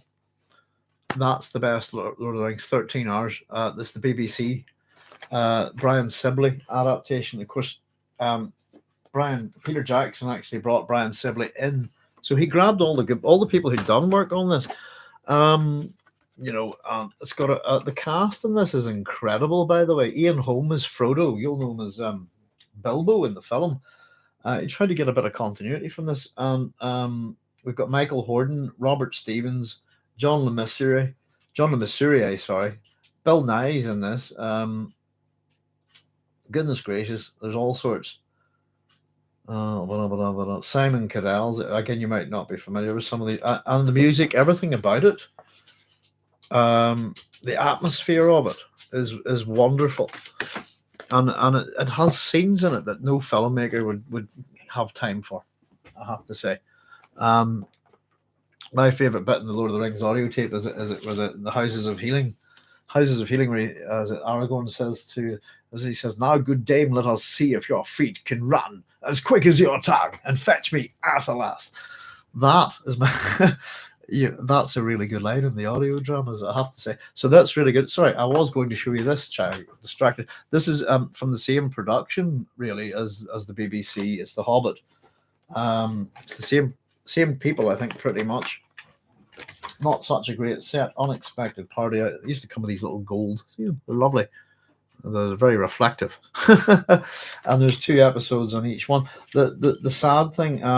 These aren't Brian Sibley. They're slightly different, though. You'll get John Le Mesurier is also Bilbo, but adapted by Michael Kilgariff, music by David Kern of the BBC Radiophonic Workshop. That can't be 1988. That must be. Oh, maybe it is. No, it's got to be earlier than that. Must be just these ones. Unfortunately, these would be really good, but the person who plays Gandalf is appalling, and sadly, there we go. If you get the, let me just show you this. So these are dramatizations, but if you can get it, I don't know. I got this in a bargain bin thing, and I've never really listened to it, but I prefer it on. Tape, to be honest, but there you go. It's the same things available on CD these days. The Hobbit one comes with it, plus incidental music, etc. Really, really nice. So that's the best one, I think. The guy that plays Gandalf in The Hobbit, he goes, Tori. He's instead of Thorin, how are you today? That kind of thing. He plays it really childishly, I suppose, as if your audience was 3 or something. Which it isn't in that case, but there we go. Let's pop that back, which is real sad because otherwise, I think everybody else. So if you don't mind putting up with a kind of bit of a weird Gandalf, they're actually pretty good. Tolkien has an audio version that he completed for Hobbit. Excellent! So he reads it himself. Very good. Yeah, The Hobbit's quite a short wee book. That's the thing. Three big long films. Goodness gracious, I don't know, but there we go. And once the Amazon thing comes out, we'll be looking back on Jackson's Hobbit as a masterpiece. Even Shudder Cumberbatch's Smog. Didn't know what to think of Smog, I suppose. It just, as much as it had the look, there's some things that just weren't right. I don't know. Smog's a really good character. I love Smog. It's the whole riddles thing. It is very much a children's book, I think, The Hobbit, that any adult would happily read. I just think it's much better written. It's fun, and if you've got one with the author's own maps and that kind of thing, it's a lovely book. I'd happily read it again, if you know what I mean, just for it. And I just remember the atmosphere I got from it as a little kid. Remember reading it in bed at night, just go, into Mirkwood and stuff. I didn't get the same thing from the Lord of the Rings, maybe until slightly older. Not very much older. I kind of read the Lord of the Rings right after The Hobbit, so I would have been 9 when I read both. So there we go. Yes, I mentioned it's me says you mentioned Stalker, Andrei Tarkovsky 1979 movie. This movie is so philosophical. There are a lot of lectures and analyses in universities. It opens up some of the big questions in philosophy. I think it's a cracker. It's right behind me here somewhere. Let me see if we do. There we go.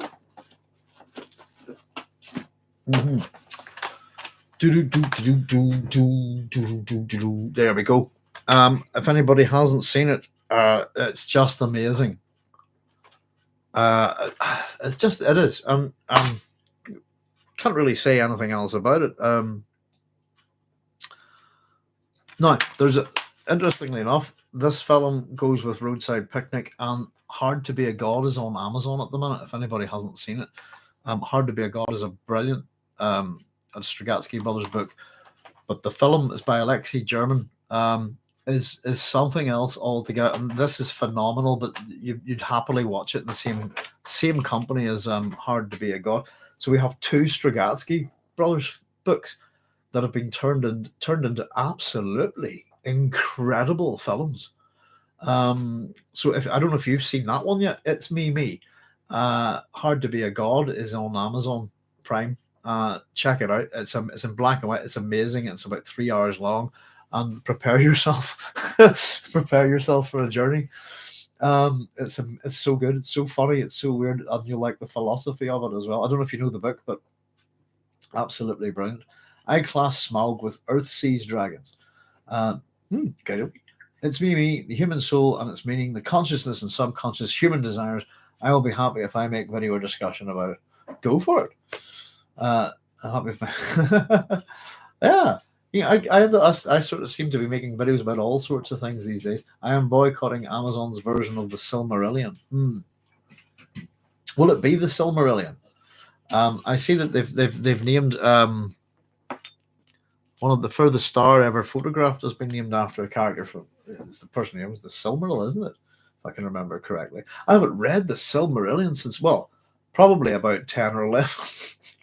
And the only other, so in terms of what I've read by Tolkien, I've read the Hobbit and the Lord of the Rings, I've read the Silmarillion, and I've read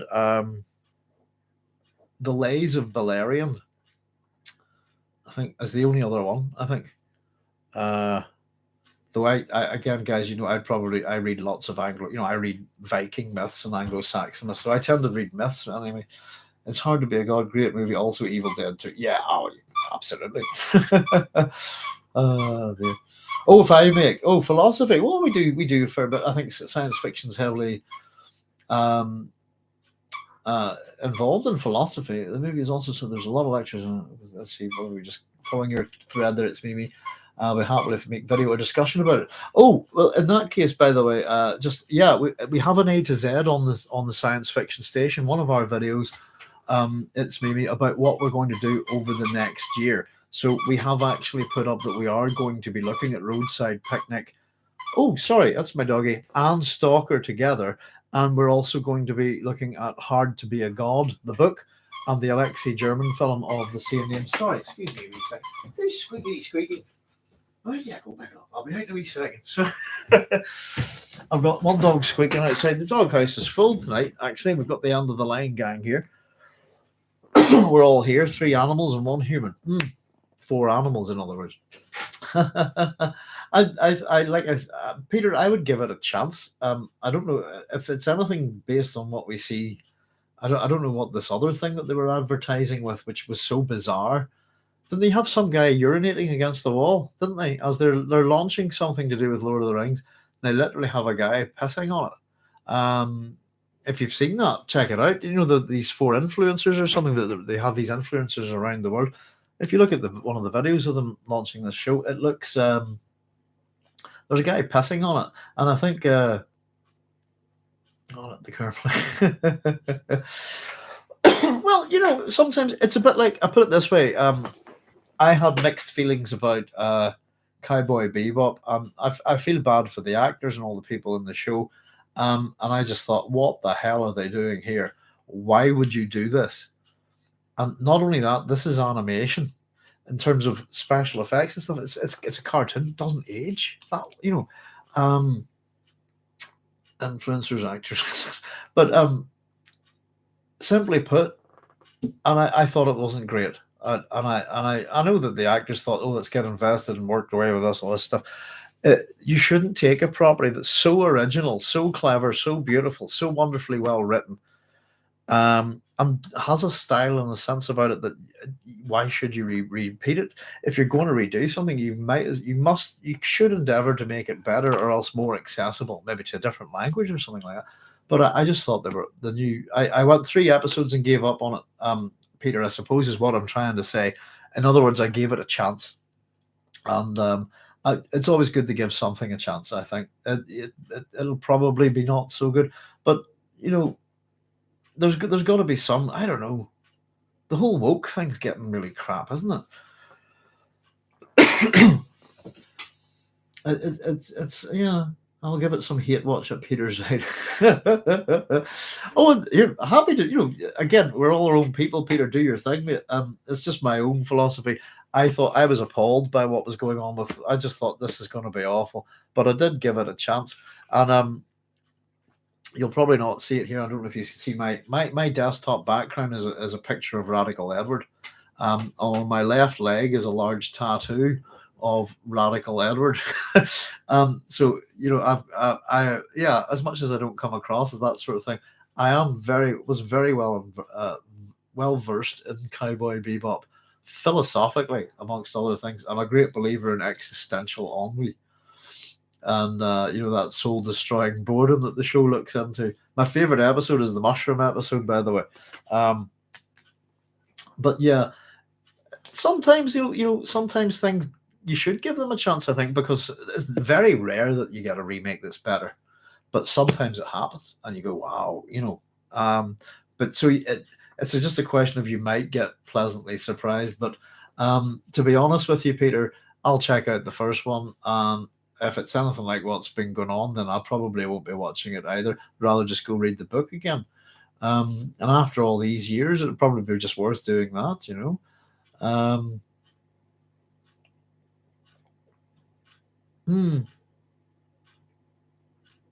There's one more movie based on Arkady and Boris Strugatsky book, Dark Planet. Oh, okay. I didn't. That's what we're here for. Thank you very much. It's me. Dark. I haven't seen that. Oh, but no, that pen's running out of ink. Just when you need ink. Right, here we go. Dark Planet.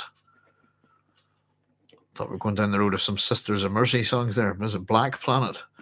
It's a black planet. It's a black world. Don't get me wrong, I love the Sisters of Mercy, but the lyrics to that one aren't the best. There you go. Dark Planet 2008. His other name is The Inhabited Island. I haven't seen it. Is it any good? It's me. Would you recommend it? Inhabited Island. Everything I've seen by the Strugatsky brothers on screen so far has been just the word I'll use is genius. Hard to be a god. I just caught it by accident. Oh, there's a film of that book. Wow. And I did an illegal download a long time ago and got it and watched it and just went, it just blew me away.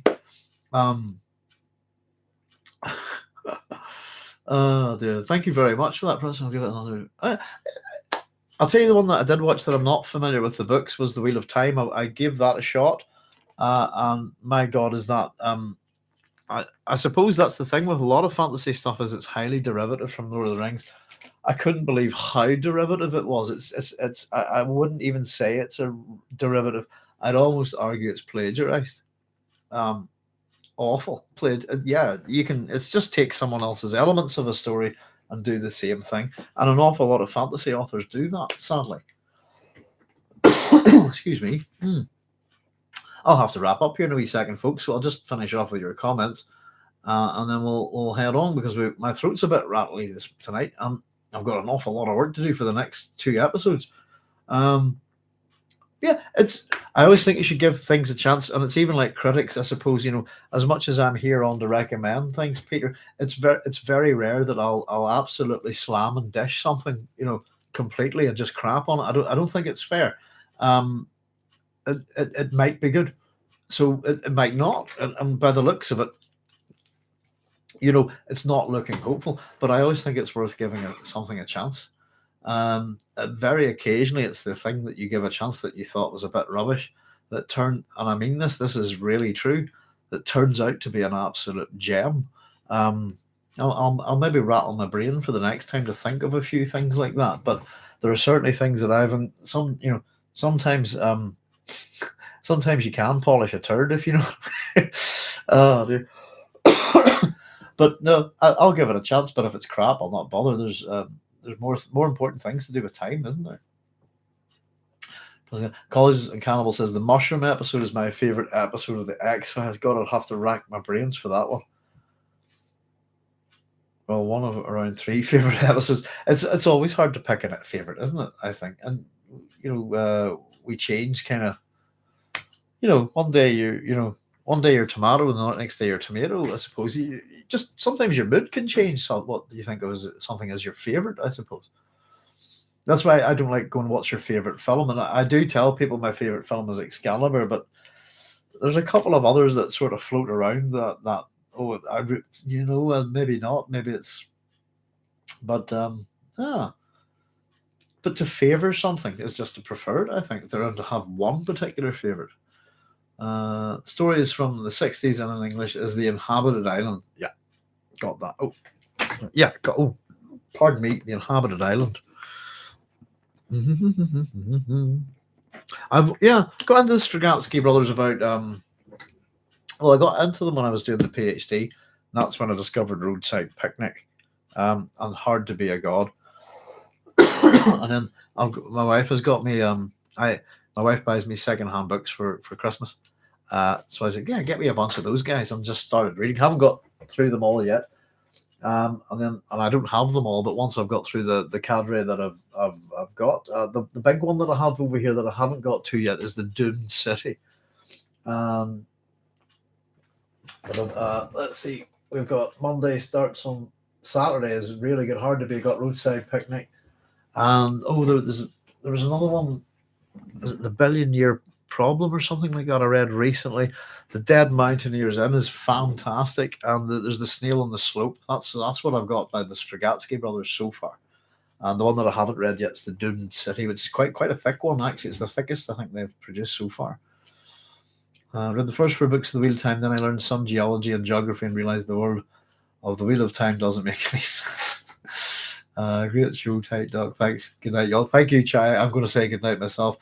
Thanks very much. Just drags on and on. Yeah, its stories should have an ending, I think, there we go. Good night, y'all. Just there are a couple of mushroom episodes, but the one I'm talking about is Babylon in season 10. Mulder trips hard. When certain heroes do a bit of tripping online on our shows, I think it's quite good. What is it you call Walter from Fringe? I think his trip was pretty. I'm a big fan of Walter from Fringe, by the way, and his microdosing of LSD. Very, very funny. But there's an episode where he goes on a little rather Python-esque type animation. I think Farscape do one too, actually. Thank you. Listen, guys, that'll have to do me. I've got the doggies in here looking for attention and stuff, so I better shimmy on for now. We'll see you again on Thursday with chapter 21 of Dune's big one. Really important one as well, as we're approaching the end of the first book, and then we'll be on for our Sci-Fi Friday as usual on Friday, and then the final chapter of book 1 of Dune on Sunday. So Factor says good night, and may the wind be at your back both ways up the hill. Thank you, Factor. Peter's out says just the attitude of the knife. Indeed, sir. So take it easy, folks. Thank you very much. It's been an absolute pleasure. I hope you're all keeping well. Look after yourselves no matter where you are, and take care. And I'll see you real soon. Thanks for joining me. Good night now. Bye bye. Do do do do do do do.